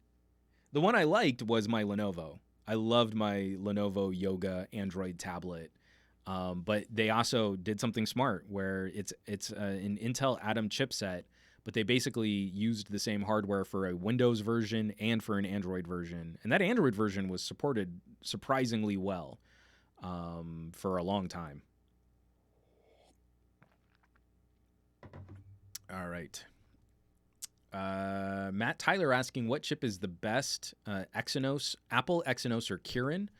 And I don't know that I could flat out say best. I would say Huawei is way ahead of the curve on machine learning supporting hardware. Their NPU is formidable. They've consistently been ahead of Qualcomm in getting those features enabled on chipsets. I would say Apple's Bionic is probably the winner in terms of just brute force heavy lifting, but I haven't seen a lot of compelling software to really take advantage of that. I would say Samsung has probably fallen behind. I would say Qualcomm is probably the gold standard for just the all-rounder. Every little piece of the chain is very good, even if they're not necessarily winning any specific fights in any one category. Then Qualcomm seems to be the bleeding edge, but they've got issues with their GPU. Apple is the most powerful, but you don't have a ton of software that can really utilize any of that stuff. Definitely not Apple's first-party software. And then Samsung just seems to be chilling, kicking at the Exynos in fourth place. So that would be my lineup. And then after that, you've got the other players like MediaTek. Let's get this out of the way here. Next up, the other big news. So $1 billion going from Apple to Intel to get all those radios and mergers, but Department of Justice the Department of Justice just weighed in on a $26.5 billion deal. T-Mobile and Sprint getting together. U.S. regulators have approved. This is by way of ABC News. Obviously, everyone's been covering this story. This just happens to be one of the first ones that I caught. U.S. regulators have approved T-Mobile's $26.5 billion takeover of rival Sprint, despite fears of higher prices, job cuts, in a deal that would leave just 3 major cell phone companies in the country. The reason why I liked their coverage of this is because they did actually spend a little time talking about the corrective action. So one of the reasons why there were concerns, I don't like less competition. I was against this merger, if only because I want to see more players in this space, not fewer. That's a philosophical concern. So the corrective action has been to move Sprint's MVNO business over to another player, and that player is going to be Dish. And so this is back to the ABC article. By signing off on this merger, the Justice Department has done nothing to remedy the short and long-term harms the loss of an independent Sprint will create for U.S. wireless users, said S. Derek Turner, research director for the advocacy group Free Press. So what their solution is, let me get it back up here. Friday's approval from the Justice Department and 5 state attorneys general comes after Sprint and T-Mobile agreed to conditions that would set up satellite TV provider Dish as a smaller rival to Verizon, AT&T, and the combined T-Mobile Sprint. And so here we go. Dish is paying $5 billion for Sprint's prepaid cell phone brands, including Boost and Virgin Mobile. That's about 9 million customers. Some Spectrum, and from the two... Oh, and I see what they were saying. So here we go. And some Spectrum or airwaves for wireless service from the two companies. Dish will also be able to rent T-Mobile's network for 7 years while it builds its own. And Dish on Friday promised the FCC that it would build a nationwide network using next-generation 5G technology by June of 2023. But Dish is promising speeds that are only slightly higher than what's typical today, even though 5G promises the potential for blazing speeds. So that's the play. $26.5 billion. Now, T-Mobile has, I think, the biggest share of MVNO business here in the United States. So if they had combined Sprint and T-Mobile, all of their MVNO business, I think, would have been over 50% of the market. So they're giving Sprint's MVNO business over, that's Boost and Virgin Mobile. They're giving that over to Dish. And Dish is going to pick up those customers and then piggyback on T-Mobile's network until they can build out their own network. Now, what's interesting is Dish has actually been making inroads here for a while. They've been buying up a lot of air, a lot of spectrum. And I think the idea was that they were just going to sit on it and then lease it or sell it off to someone else as like some sort of, acquisition when this stuff is, when they needed to make a payday for their shareholders. But that seems to have worked out in their favor, that if they can now make this play, they at least own some air to have their own towers operating. And this might not be a bad play. Like, for example, if you're on Boost or Virgin Mobile and you're buying a phone after Dish takes over all of this, then you're buying a phone that'll piggyback on T-Mobile's network. That could be pretty good. That could be an improvement to signal and to coverage and to data speeds. So I'm still not super positive on this merger. I think a lot of the concerns, especially voiced by advocacy groups, that now we'll have 3 major players in the United States, and with Sprint T-Mo being really, really big, that I think what it will do is create more of a lobster potting price increase. So they also have to pay off a $26 billion merger, even though the two companies are stapling together. SoftBank is still going to own, I think, roughly 25% of this new beast of mega corporations. And, for somehow they have to pay themselves the money that they own to make the deal go through. So I have to believe that those costs will be filtered down to consumers at some point. But I'm at least happy to hear some kind of corrective action coming for consumers. I hope Dish can make a good play. Maybe they can really do something disruptive in this space. Maybe they can leverage some smart partnerships with their satellite TV streaming business, which has sort of been plateauing over the last couple of years. And maybe they can make some other inroads into new products and services that we might not have thought of. That's what I would hope to see, is if Dish can become the tiny little 4th place player that T-Mobile used to be, then when T-Mobile started aggressively shaking up how they did business, that had a huge impact on the rest of the market. So that could be cool. If Dish really comes in hungry and they're not just looking at this as, sort of a product that can then be acquired in another 3 years. Oh, in 3 years, we'll just sell off to Verizon. Then maybe we'll get something cool out of it.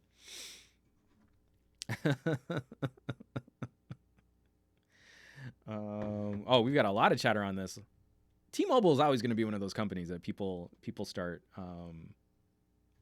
chatting about. Gary the Fireman, I'm a T-Mo customer that came over from Sprint. I think with the divestitures competition is ensured, and T-Mobile can really take on Verizon and AT&T. I have the most faith in T-Mobile out of all of the carriers right now in terms of doing business. But again, I'm also a Project Fi customer, so I've been on Sprint and T-Mobile for the last year.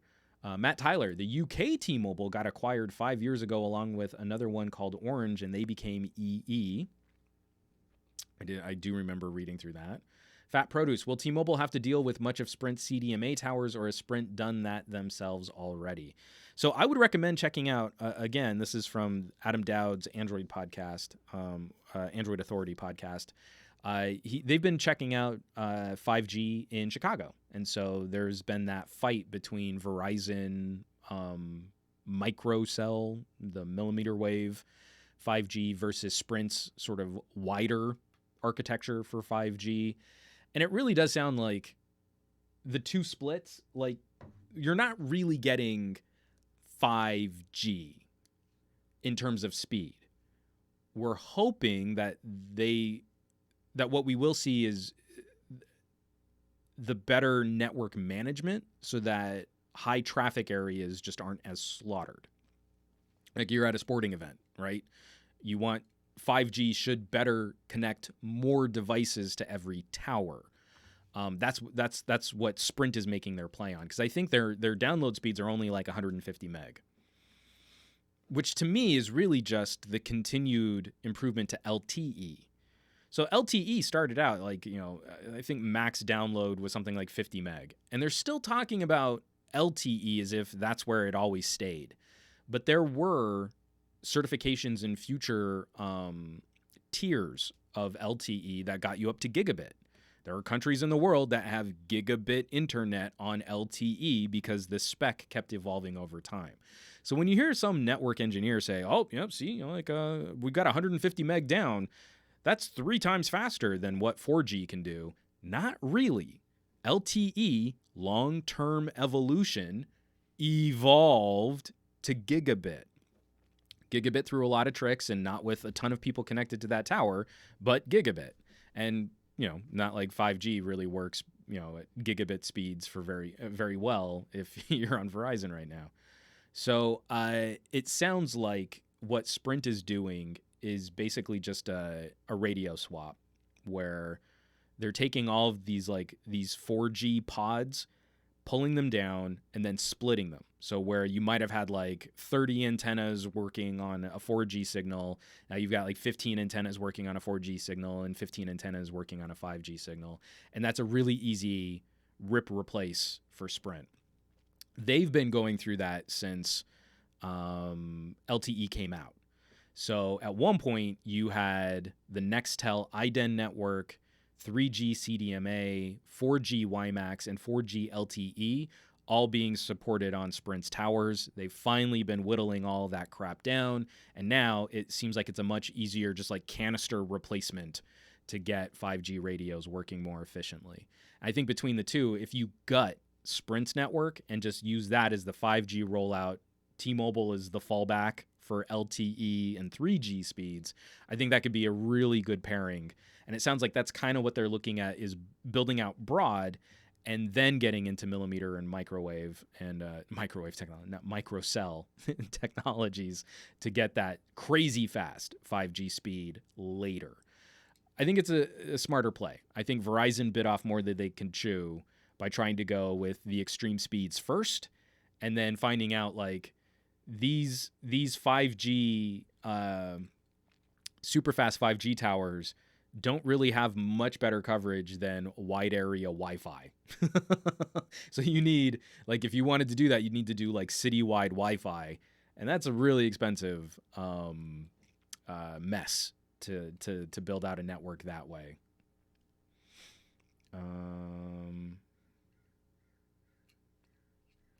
Let's see. So Gary the Fireman, honestly, Sprint was in a downward spiral for years. I think that they were actually starting to crawl back out of it. It really did come after the major problems they had, where every Sprint tower was having to support 6 different wireless technologies, and they finally scrubbed all of that out. But I think the biggest boon that they've been getting recently is just they're going to merge with T-Mobile. If they merge with T-Mobile, then everyone's way happier about Sprint. So I don't know, less exciting for me. From Steve, Q3 Becker, 5G in Chicago, you turn your back and you lose 5G connectivity. Sounds great if you ask me. But that's also why Sprint's play has been broad mid-frequency coverage. I think their 5G network is going out somewhere, I think, around the 600 megahertz band. But then that's not really 5G in terms of speed.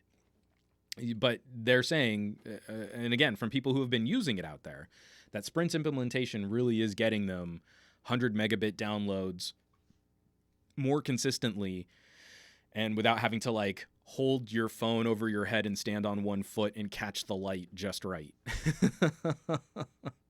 But yeah, I still haven't seen anything to really indicate that 5G will be an exciting development. I think it's going to be exhausting. I think there's going to be a ton of misinformation. And I think a lot of people in the United States will probably never benefit from any improved backhaul or any improved fiber performance or data download connectivity speeds. The one thing that I can hope is that we will see an improvement to the number of devices that can connect to each tower. That's not an exciting network improvement. Not for us to be basing so much of our government policy, our tax dollars, our rollouts, everything on this, 5G, and 5G, we're going to lead in 5G and the future of 5G. If all 5G is going to bring Oklahoma is 50 people can connect to this tower, where before only 30 people could connect to this tower, that's not something to get super excited about. It's something it's commendable, but it's not, oh my gosh, that's going to change how we use technology. I'm going to keep saying it. If you're not getting faster than 42 down, 22 up, then you could be on HSPA. You could be on 3G. Same speeds. We've been able to do 42 down, 22 up since the peak of 3G network traffic. When all these carriers were doing 4G. Put the 4G speeds on your phone. That's not real. Oh, so bad. Matt Tyler, it won't be long before there will be one carrier to rule them all. Prices will go up and we will suffer. No, we've got these regulatory agencies in place that will totally prevent a monopoly from happening. Even though that's totally what happened in the cable industry, where every market has its own monopoly. No. It'll be totally different. Totally different. You see, back in the 80s, there was divestiture, and AT&T was broken up. And so everything's great. It's all great. This one I did want to spend just a little bit more time talking about, too. This is by way of Engadget, written up by Georgina Torbet. I have no idea how to pronounce her last name, but she's got rad hair. And this is YouTubers are unionizing, and the site has 24 days to respond. From the article, a group of YouTubers... Can you say a group of YouTubers are teaming up? A group is teaming up. No, that's correct. A group of YouTubers is teaming up with Europe's largest trade union to lobby for greater transparency. Until recently, the YouTubers Union was a community group with little power of its own, but it has now teamed up with IG Metall, the German metal workers union. IG Metall is one of the oldest unions in Germany, and over its lifetime has expanded to cover workers in industries including electrical engineering, IT, plastics, and textiles. So, whatever your personal beliefs on organized labor, union movements, how we should be sort of working collective bargaining against mega corporations and governments, the big argument here is something that I passionately agree with. And again, I hope we can put pressure on the companies themselves to just do right by consumers, as opposed to looking at how politicians might try and get in and regulate these types of industries. Again, I will always prefer the industry self-regulate, but where the industry cannot regulate, we will need to examine some type of corrective regulatory adjustment. So, back to the article. The YouTubers Union is headed by Jörg Sprav. I've not pronounced that correctly. A German content creator who makes videos of weird slingshots and has over 2 million subscribers. He got involved in activism after YouTube took down some of his videos as part of a crackdown on weapon-related content on the platform, even though they didn't violate the site's content guidelines. Many YouTubers have had similar experiences of videos being taken down or demonetized without explanation. Some prominent creators have access to a YouTube partner manager who can answer queries, but smaller creators often find it impossible to contact any real human being at YouTube. With bots doing the majority of the moderation on the site, it's easy for videos to be miscategorized and hard for creators to appeal those decisions. From Kiwi Mad Dog 420, Metal! YouTube transparency. When do we want it? Now. This is my big problem. Okay. Let's say you're not a dorky YouTuber like me, right? Let's say you work a regular job, and that's how you make the money, what buys the food and puts a roof over your head. And one day you go into work and they say, "Oh, the work you did yesterday, we're not paying you for that." And you say, "Why? What did I do wrong?" And they say, "We can't tell you what you did wrong, because if we told you what you did wrong, then someone else might be able to figure out a better way to do what you did wrong, and we wouldn't be able to detect it." And then you tell them, "Well, what's my recourse? I did all of that work for you. I produced product, or I handled customers, or I did my part of this relationship with you. So how can I adjust for this, or how can I get back some of the costs of my own time and effort that went into my work yesterday?" And then they just ghost you after that. They'll never reply to you. They'll never tell you what you did wrong. They'll never tell you how any of that went down. They'll never tell you how to be better. And you can appeal it. So you appeal, and they say, okay, you know what? For future work done in this, we'll pay you for that. But the work you already did, no, you've missed out on that. We still got to benefit from it as your employer. We benefited from your work. We did great.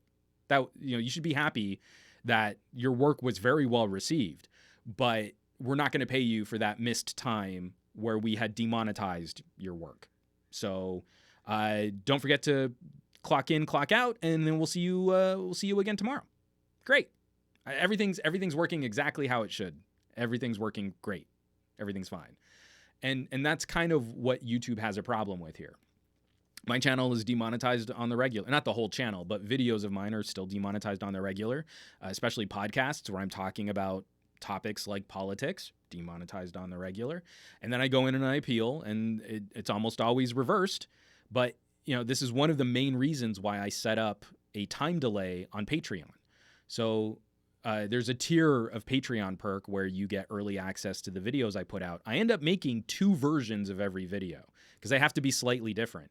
So I have to make a version for Patreon, and then that can go up live. And I don't care if that's monetized or demonetized because that's just for patrons. And then I sit on another video for 48 hours, sometimes longer, just to make sure that video will still be monetized. If the video is demonetized, I challenge it, and then it gets remonetized. I still don't believe that it's being shared. Once a video is demonetized, YouTube then acts like it's toxic. It doesn't seem to get recommended or shared or even notifying my subscribers like it would have if it had been totally free and clear from the get-go. But there's no pre-certification. I can't upload a video and then say, check this video for monetization and report back to me when it looks like it's free and clear. I just have to upload it and hope. So then it goes 2 days. And if I release a video early, so let's say I upload a video unlisted, like I do for Patreon. I upload that video unlisted. I can't publish it public and have it notify subscribers. So that's why I have to do a second version of the video, so that then when I hit publish, the few people who do still seem to get notifications on my channel will be notified that video is out there. But most of this is still me having to go and talk to people and notify my audience myself that new videos are being published on my channel. This has all been sort of a snowballing effect since I came back to producing on my own personal YouTube channel. So yeah, I want collective bargaining against YouTube. Yeah, I want support for engaging in discussion. I want after-action reports. I want notifications. I want pre-certifications for content which might be deemed dicey by advertisers and this algorithm. I want to be able to work more closely with YouTube to produce content and then to also be compensated for the work that enriches their platform. So I'm very interested. I'm going to see what the IG Metall European German trade union, what their policies are. But I will be very curious to see how this plays out, because after 24 days, I don't know what happens. That's the one thing I don't fully understand about this. Back to the article. With the support of IG Metall, the campaign intends to examine the legality of YouTube's policies in the European Union. The announcement videos suggest legal strategies, including questioning whether content creators should be considered employees of the site and using Europe's General Data Protection Regulation law to force greater transparency over personal data. The campaign says it will begin this legal examination if the site does not respond to its demands by August 23rd. Heady stuff, man. Again, Google has sort of worked themselves into an untenable position. I don't know that there are great fixes for this, but what they've arrived at is ridiculously unsustainable. And I feel like now would be the perfect time for me to reiterate, if you're wanting to get into any type of content creation, online commentary, game streaming, tech reviewing, food channels, you want to share your favorite recipes, Now would be the right time to diversify across all platforms and not put all your eggs into the YouTube basket.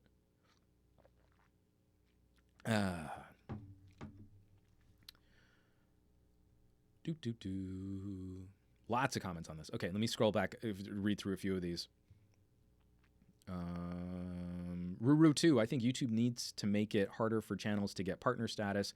They just let anyone have it without reviews created.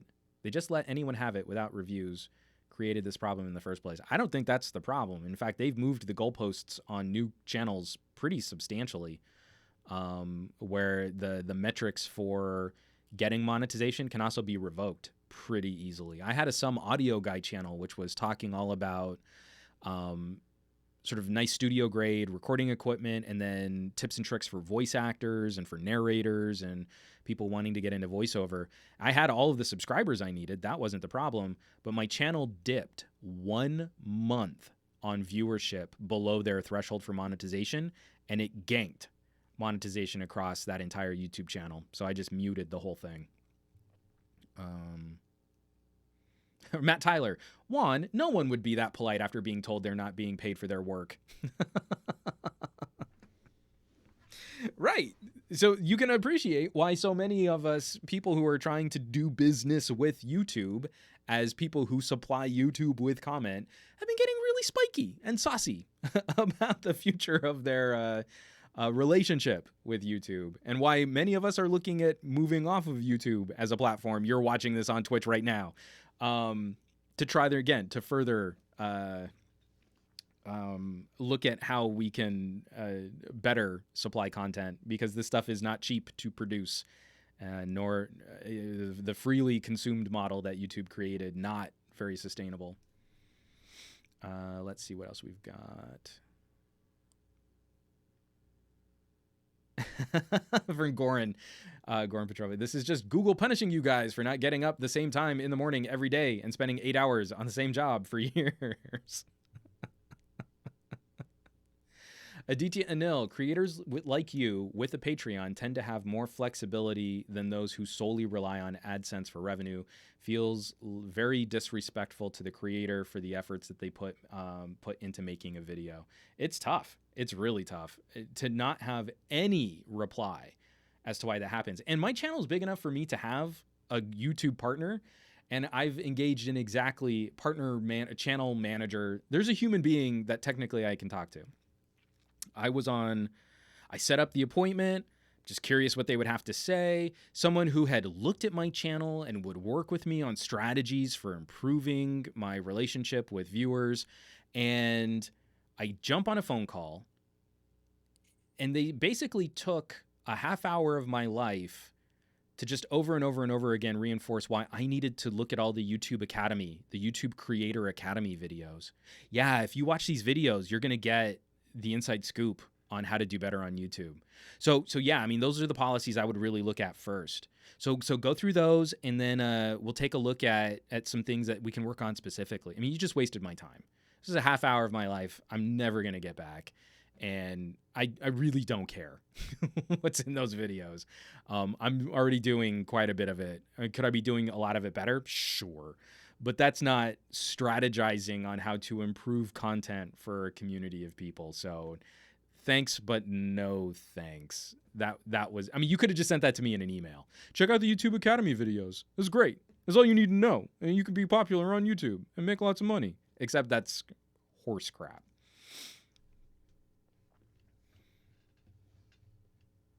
From Charlie Spirit Song, so how would you want to move from this point onward? I remember that you seem to bring it up with patrons. Yeah, we're going to be doing another State of the Patreon the end of this week. I wasn't able to get it set up for this last week. And it's a strategizing session. I mean, usually only like 10 people will watch in real time. A couple people will comment after. But I sit down and I take a look at what I'm looking to do, future strategies, how to diversify.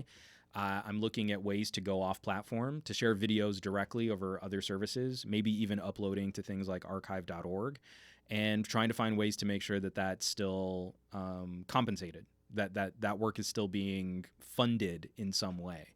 And without having to engage necessarily in partnerships or in sponsorships that might make some commentary difficult. You know, like I've mentioned it on the podcast and I've mentioned it on Patreon. I had someone reach out about doing a series of sponsorships on Verizon, with Verizon, and that would have been exceedingly difficult to, in one video, cut bumpers for reviews talking about how great Verizon's 5G network is, while here on the podcast, I would have to share stories talking about how I'm very skeptical about 5G as a rollout, especially Verizon's strategy. And that's one example. And I've had a few of those that I've had to shoot down just to maintain some sort of editorial control over the topics that I want to talk about. And that stuff is increasingly difficult to get promoted and shared and produced on YouTube.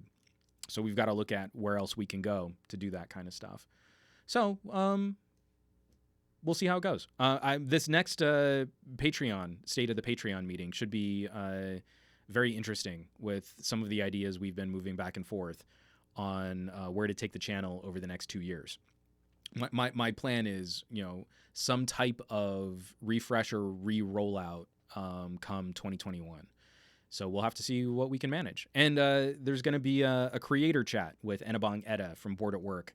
And Enabong is real savvy when it comes to the business side of making content online. Like, he is so much better at working PR relationships than I ever will be. But he had some really interesting things to say, and we had an offline conversation talking about some future strategies too. So could be some fun stuff. Could be really interesting.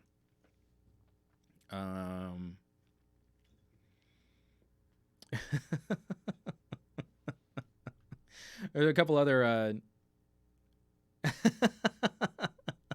from Matt Tyler. Off subject, my daughter just heard you say my name and said, "Oh my God, you're famous now." Not so much, unfortunately. But Matt Tyler, you'll always be famous in my heart.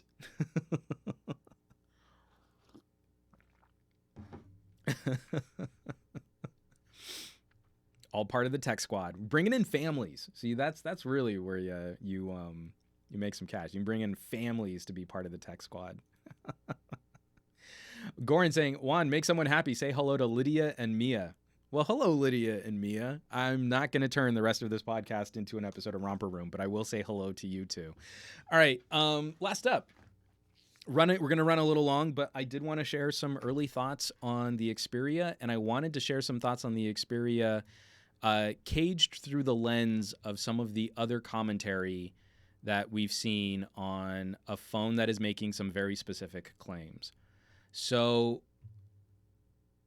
Tom Bedford over at Tech Radar, I need to pick on him just a little bit here, because Tom Bedford wrote this article titled, I filmed an entire short film on a Sony Xperia 1 just to see if I could, thanks to the Cinema Pro app. And he goes through talking a lot of philosophy. One of the biggest hurdles for budding filmmakers is getting decent gear. A decent film camera like a Sony Alpha A7S II can cost a 4-digit price. Then you've got to buy or rent tripods, light stands, boom, lapel mics, field recorders, and much, much more.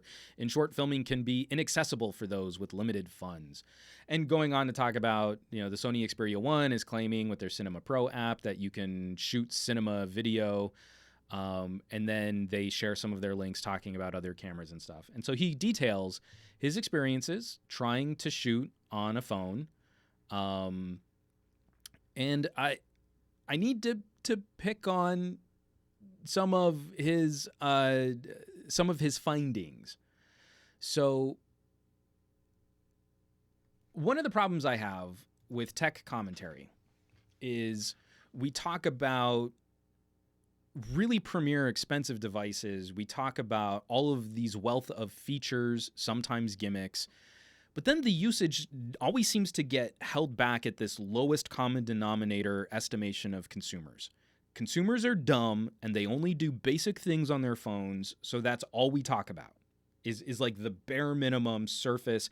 I loaded a couple apps and I do my email and I push the shutter button in full auto and I don't do anything else. But you should keep buying $1,000 phones to facilitate bare minimum smartphone computing.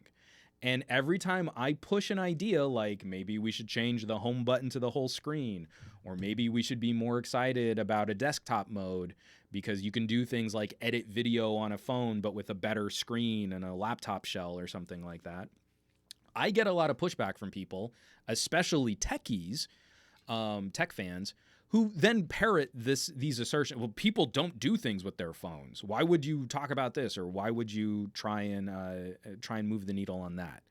So I've had a hard time because I very much value things like manual modes on cameras.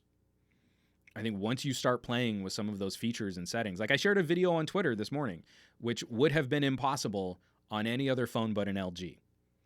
Middle of a monsoon in Taipei, shooting slow motion video.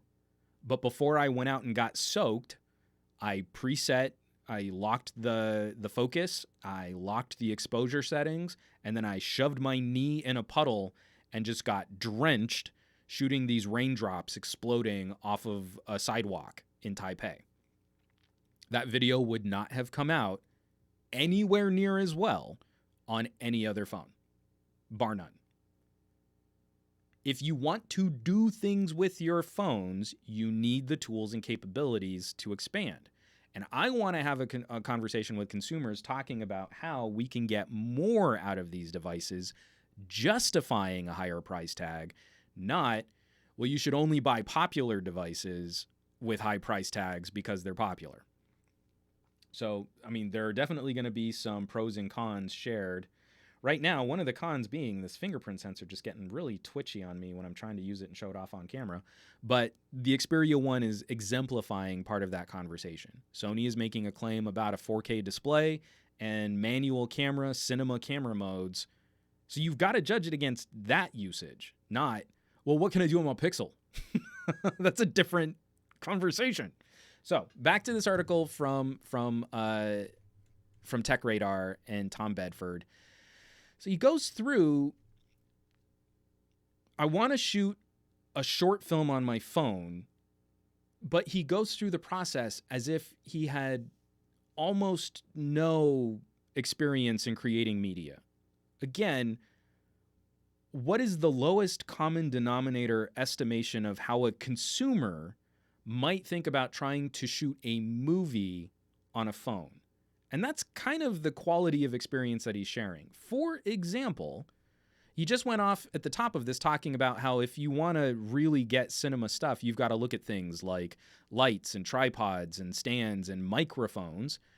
And then the tripod and mount that he picks for the Xperia is the cheapest, plastickiest, weakest phone mount and tripod. And he even mentions, like, I even had a hard time using this setup because the clip that I put my phone into will touch the power button. All right, well, then you wouldn't use that. You should use something else. So I had to angle the phone, and that made my shot, crooked. And you're like, okay. But I don't believe a consumer who was interested in shooting higher quality video would have just stopped there. I tried one mount and it blocks the power button on this phone and it made it crooked.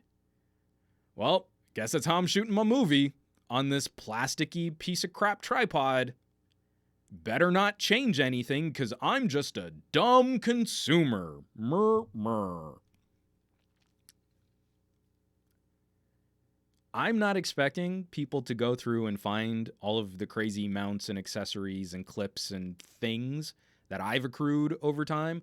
But I've got cousins who really don't care about like smartphone technology, but they're using things like gimbals with their iPhones. Like, they get it. I put the phone in this gimbal, and now my video is super smooth, and that's how I'm shooting vacation footage. My wife has a cousin who's all about drone photography, only for his family photos and videos. He has zero interest in trying to make commercial products, but his vacation videos look awesome, right? Zero interest in being a tech fan or a tech commentator or a video producer. That's tip of the spear. That's not a lot of people, but that is a platform that is a consumer demographic which I believe will grow, not shrink, And I don't think it's going to plateau anytime soon, because you only need to show someone stuff like that once. And then they're very curious. Well, how did you do that? You did that with a phone? But how? And then you say, oh, yeah, it's like $100 gimbal. Really? And the wheels start spinning and they start turning. They don't stop at, this thing didn't work, better keep using it. Regular consumers troubleshoot more than that. And you can believe that because look at all of the Instagram photos that you see in your feed if you're on Instagram. People don't share crap photos. They take a bunch of shots and they edit. Now, they might only edit by slapping on a filter, but that's a part of the process. So when you hear a tech YouTuber say, oh, but we shouldn't expect people have to edit their photos. It needs to come out perfect just from pressing the shutter button once. No one shoots that way. No one shoots. I had one chance, I pushed the shutter once, and then I upload directly to Instagram with nothing else. That never happens. Consumers are ahead of tech reviewers and tech commentators in actually doing more with their phones than the techies do. That's a fact. I'm getting real twitchy here. Just getting back to this article, the thing that really kind of I need to point out. He goes through sort of expressing some of his concerns and some of the things that surprised him, talking about how setting the frame rate was kind of nice, being able to switch lenses was kind of cool. And then he's just got like a couple little clips. And you're like, it's interesting. The title of this article is, I filmed an entire short film on a Sony Xperia 1 to see if I could. But we don't see a short film. We see a couple little clips and samples. Okay. He talks about how much storage these videos take up. Definitely a concern. But then we get to the end here, into these last two sections. The positive takeaway, while filming, I started to view the Sony Xperia 1 as a camera and forgot it was just a smartphone. Parenthetical, thank you, airplane mode. And by that, I mean, I forgot that it had a battery that could run out quickly if I tried to film a lot, and it did. After only a few hours of filming, the battery was sub 30% and the phone had long passed the worryingly warm stage. Of course, it's nice to have an excuse to take a lunch break, but the battery and heat limitations are something you don't get on a standard video camera, and depending on the shoot, especially if you're in a remote location, frequent charging isn't always possible. What camera is he using that charging after hours of use isn't a concern? I've got a Panasonic G9 back there. It's got a real good battery. It's a nice step up over my older G85. I can't shoot for hours on that camera and not have to swap the battery at some point. And I guarantee you, if I were out like field recording, like out on a location shoot, it would be way easier to pack batteries and chargers to keep phones running than my Panasonic. I would need some sort of like mobile power solution, whereas obviously a phone, you can just bring power banks. But then the kicker, the real like, you know, if I were making the thumbnail of this video about this conversation, slapping myself in the face, this isn't how any of this stuff works. So we get to the end of the article. How did the film turn out? One major disadvantage the Sony Xperia 1 has over its camera competitors is that in video cameras, it's easy to take the memory card, insert it into your computer, and have all the files ready to edit in minutes. Well, many minutes, but still. However, the Xperia 1, the files were too big to transfer them over the web, so I had to plug the handset into my computer. Remember when people used to do that? I barely do. It took nearly 8 hours to get all the files through, which wasn't exactly ideal. I had to do this because while the Xperia 1 has its Cinema Pro app for shooting footage, it has no app for editing footage, and I didn't want to ruin the 21:9 experience by downloading a third-party app, so using a PC video editor was the only way. I should point out now, we get to this. This is the last one, I promise. I should point out right now that while I have all the footage, I haven't started editing yet. People who have edited films know why. It takes a long time. And by the time I finished, it's likely the Xperia 100 will already be out. Already was misspelled. What are you doing? If I take the memory card out of my Panasonic G9, those are 150 megabit per second 4K video files. Take a look at my BlackBerry review, the BlackBerry video that I just put out. That took a while to get all of the footage off of a memory card and onto my PC so I could edit that footage. The file transfer took some time. There is no way. I sincerely believe, and I've only just started shooting some samples, some sample videos on the Xperia 1 that I have in my hand. He references that it's somewhere around 80 gig of photos and videos that he's taken with the phone so far. I promise you, and I will time it, that will not take 8 hours to transfer to a PC. That's impossible. There's no way that that is accurate. There's no way. And to just casually throw that out there. Yeah, so it took like 8 hours to get all the footage. No. You've got to follow that up. You've got to give us some other information there, because that means USB 3 is proper broken on your computer or on your phone, or you're connecting to like a desktop with only USB 2 ports. And even then, I seriously doubt that still would have taken a third of a day to move that footage. So then we get to the entire crux of this article, that he's got an actress and he's shooting these like a day in a life type segments, and she's reading a poem, and then there's going to be sort of footage on top of it, and this is like what his plan for the short film is going to be. And then he hasn't even finished it. There is no short film. He shot an entire short film, so the title is technically accurate, but it doesn't sound like he's ever going to finish it, or that he has any intention of finishing it, or that it's just going to take a really long time to edit and finish this footage. And what a woefully incomplete look at how we might be able to do something really cool on our phones. This is why we're constantly running up against this lack of consumer education in this space. You catch this article, and I've used Tech Radar articles in the past. I really don't have any significant problems. Like, I haven't found anything to me that's like a deal breaker for using them as a resource for covering news and talking about electronics. But anyone walking away from this article would just have this notion of, see, that's why you don't do things on your phone. And you're like, that is not at all what this looks like. That's not at all what the reality of working on a phone would be if you wanted to try and take your production up a notch. If you really wanted to take that step up and make something better from a phone. This is not good. And then also to leave it at just, well, there was a problem. That's the last thing that I think really pisses me off about this kind of commentary. I got into it with a YouTuber way back in the day, a tech reviewer, when Huawei moved over to new video compression.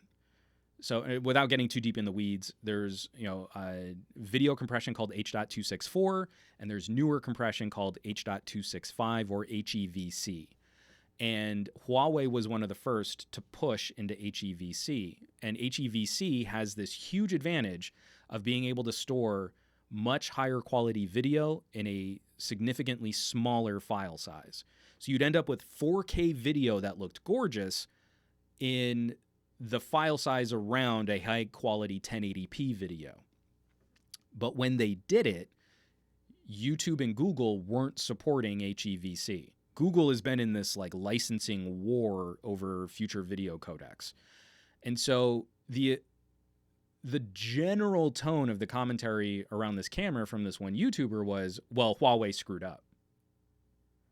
Huawei made their camera shitty. And you're like, no, Huawei actually did something really cool in trying to drive this forward. And no one's going to complain about higher quality video that takes up less space. We should be frustrated with Google.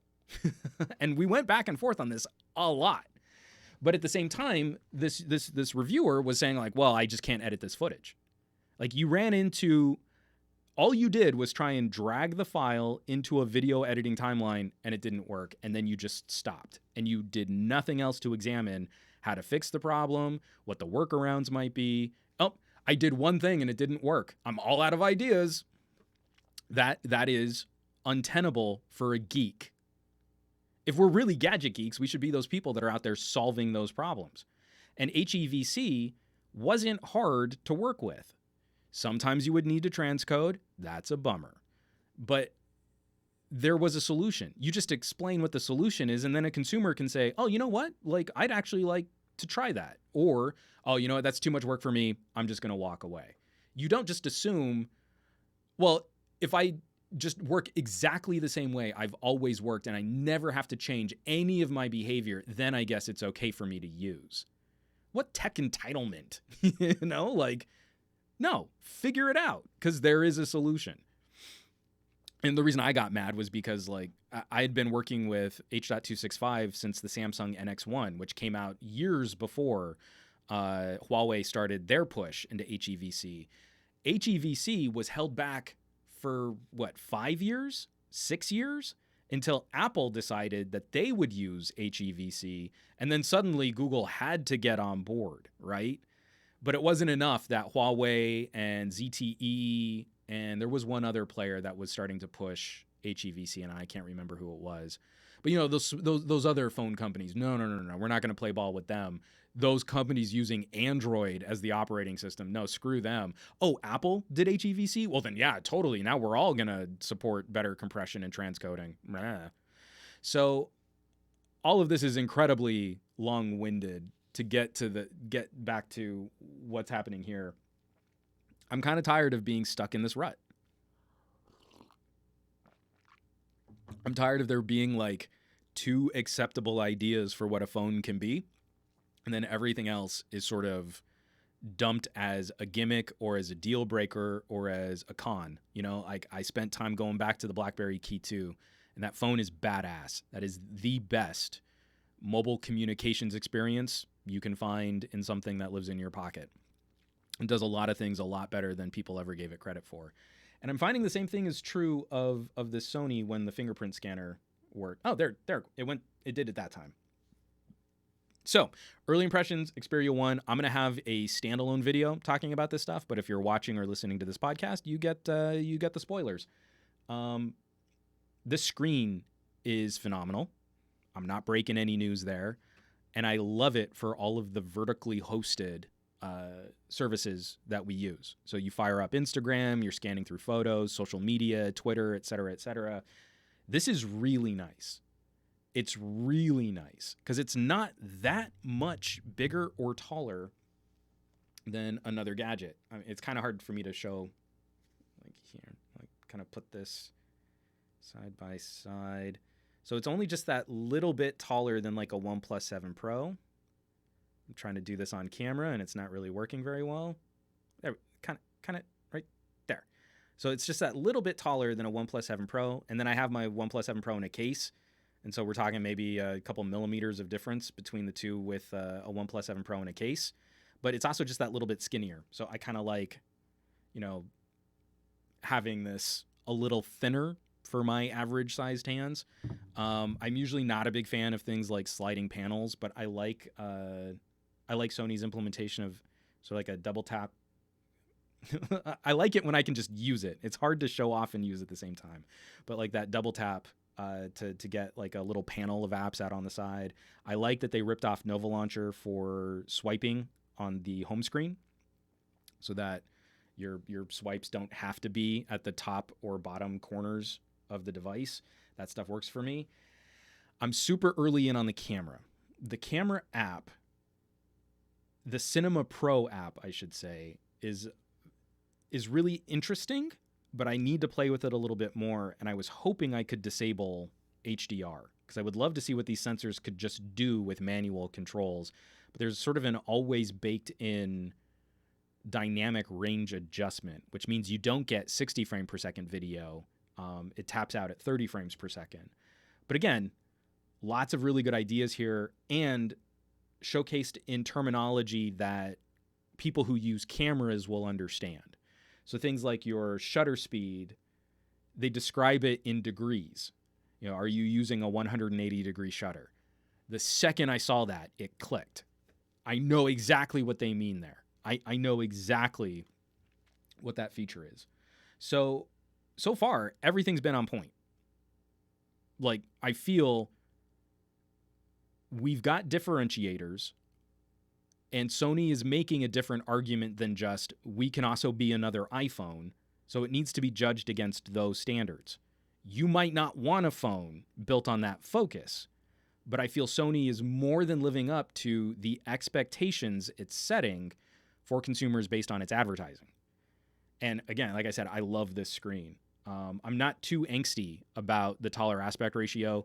If you watch a video on any 2:1 aspect ratio screen, you're going to pillar box. You're going to get those black bars at the top and bottom of your display.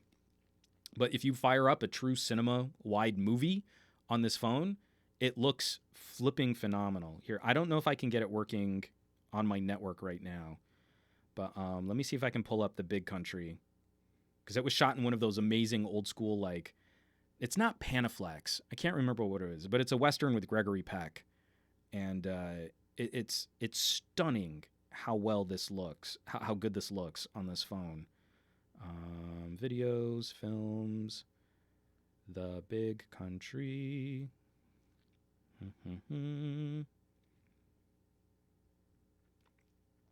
Gregory Peck, Burl Ives, Charlton Heston. It's an amazing film. First of all, it's just an incredible film, so you should watch it anyway.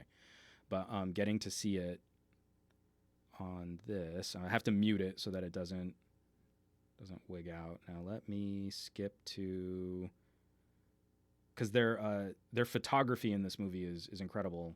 You're not really going to be able to see it so well, but this was before we were shooting like HDR, right? There isn't anything fancy happening here, but you've got gorgeously wide fields of view. I'm waiting for it to there, and being able to pick out actors against backdrops like the Arizona desert. I think parts of it were also shot in New Mexico. It's just incredible cinematography. This is gonna be pretty close to the view that you would see if you were watching this movie on a smaller tablet. Like, if you had an iPad mini, that's about as much movie as you would see, because the rest of the tablet would just be black bars. You would have that extreme letterboxing. This is native. The film was natively produced for this aspect ratio, and it's taking up the phone screen. It's almost perfect. I think I'm shaving like 100 pixels off of this by using VLC to maximize the screen, but it's almost perfect. Perfect. So I'm not too upset about some of the shenanigans we've got to play. If you see letterboxing on a movie, you won't see letterboxing on the Xperia 1, and then you turn it vertically and you get a phenomenal list view. It's one of the best views that you can have for scrolling through social media, scrolling through apps, scrolling through email. Like, there's just so much on your screen that you can take advantage of. I have been very impressed with that as a hardware solution from Sony. I think it's also fair to say the only thing that might be a little bit of a concern would be battery life. So running those cameras hard, I do expect that battery isn't going to be as long-lived as even, say, my LG G8, but I can guarantee you that the battery will be better shooting cinema quality video, high HDR, H.265, 4K ultra-wide video than what I could get out of my Panasonic. I need to do that as a test, just to reply to this Tech Radar article, is how much longer can I shoot video from my phone, and how much faster does my phone recharge over my camera?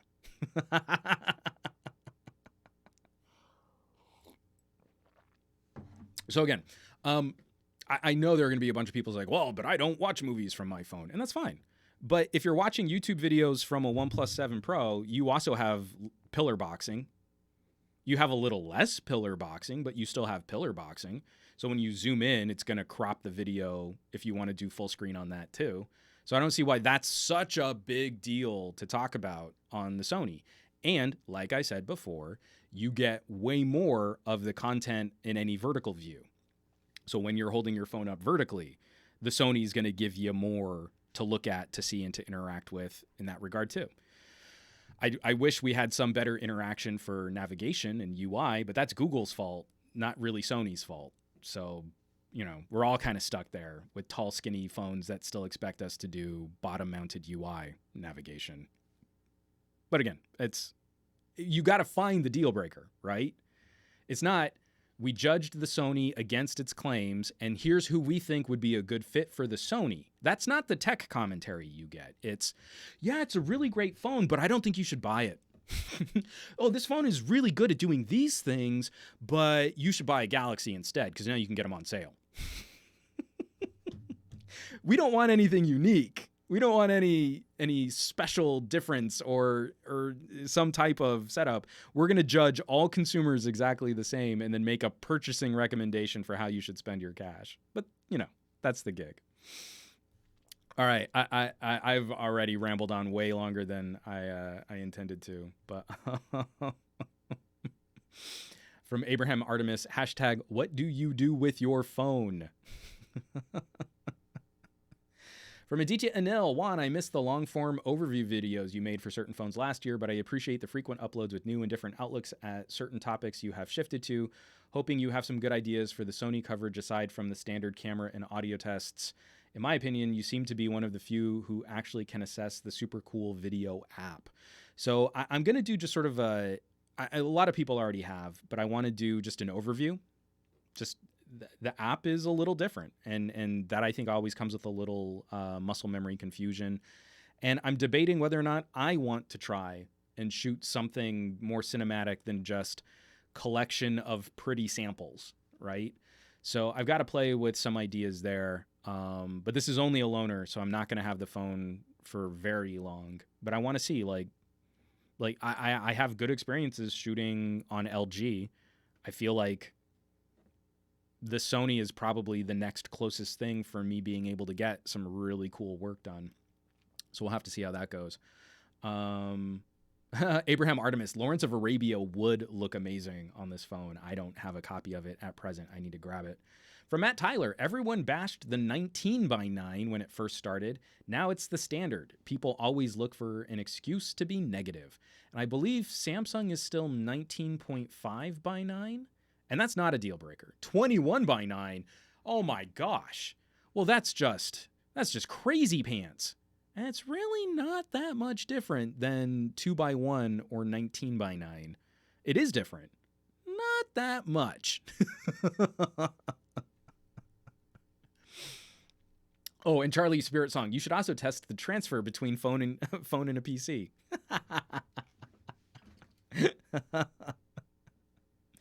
Oh, man. From Fat Produce, I do wish Sony's photo app was as good as their cinema video app.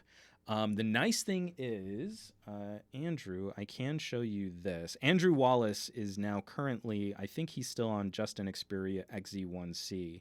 So this won't help you on your current phone, but let me see if I can find this real fast. Albums, screenshots, and what you're seeing here is the manual camera tester, where Sony cameras in the past, Sony phones in the past have not properly supported the Camera 2 API, where now we do have manual focus, white balance, ISO, shutter speed, and RAW support. So if you don't love the camera app on a Sony, flipping finely, you can install another app to grab your RAW files and get manual control over your settings on the camera. That's another real big deal. If you care about making things from your phone, that stuff is really nice to work with.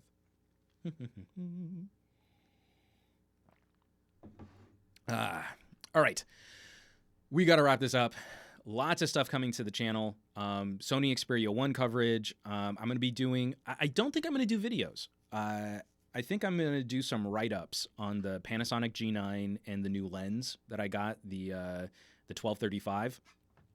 When I was shooting on Canon, I always desperately wanted more than anything else, I wanted two lenses. I wanted the 100mm f2.8 macro with image stabilization, and I wanted the 2470 IS, the f2.8. And so now that I'm on Panasonic, I'm not buying Canon lenses anymore, but their 1235 is flipping gorgeous. It is exactly what I wanted out of the 2470, and it's a lot less expensive. So I think I'm going to write that up, and I'll have that on SomeGadgetGuy.com as just sort of like production diary type stuff. So you can be on the lookout for that.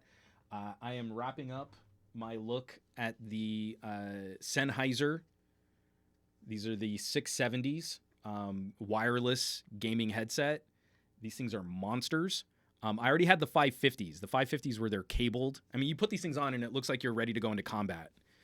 You know, it looks like I just rewatched Aliens because I'd never seen the director's cut before, and it looks like I should be doing telling Ripley where to run to avoid, you know, setting off a nuclear explosion. Just really pretty, just really, really cool. So that's going to be on the channel soon. And then because we'd had this conversation, you know, like how to power things out in the field, I am a sucker for really cool battery banks and power banks and chargers. And I like talking about different solutions for how to manage this stuff. And so, folks, I've got it stuck on my desk here. The folks over at Omar's sent over this bad boy, which is, I think it's right at the biggest capacity that you can pack on an airplane. So this is a 99 watt hour battery. I think it's, 28,000? Let me see if it says the milliamp hourage. No, it just, it's 97. A 97 watt hour battery, and it also has a proper AC outlet so that you can plug other devices into it, not just USB cables and stuff. So this Omar's is also going to be coming to the channel soon. This thing is a beast. And I'm happy because I have one of these other monster huge batteries, but I can't fly with it. It kind of killed my ability to recharge my laptop while traveling. This thing is going to be great. So tons of stuff. More commentary to come. I'm also going to try and fire up a few more game streams. I had a lot of fun on Saturday, playing an Android game that I thought didn't suck, and I kind of want to do a bit more of that, so be on the lookout here on Twitch. Now, especially that I'm a Twitch affiliate, I'm going to have to get better up my game with things like emotes. I really don't know what those are, so I should probably figure that out. But lots more to come, lots more commentary, and I think it's going to be a fun ride. So we're going to have some cool stuff to showcase. All right, folks, time to wrap this up. You know where you can find me around the rest of the internet. I'm at SomeGadgetGuy on the Twitters and the Instagrams and the Facebooks, and Juan Bagnell on YouTube, but you can find me as SomeGadgetGuy. Thanks so much for joining this podcast. I got a little rambly. I got a little ranty. I think probably know that I'm going to do stuff like that. But I always appreciate jumping in and sharing these types of tech topics and commentary and news sources and discussion, because this stuff is important, and we're the people that I think are going to help drive those conversations for our family and friends. So we should be kind of hammering this stuff out for ourselves too. So thanks for tuning in. I'll be back next Monday, another SGGQA podcast on this channel. Be really excited to see you all there. And I want you all to have a fantastic week. I want you to do awesome with your technology. I want you to be awesome with your technology. And I'll catch you all here next week for another Monday morning tech news show. Thank you so much for watching. I love you all. Take care.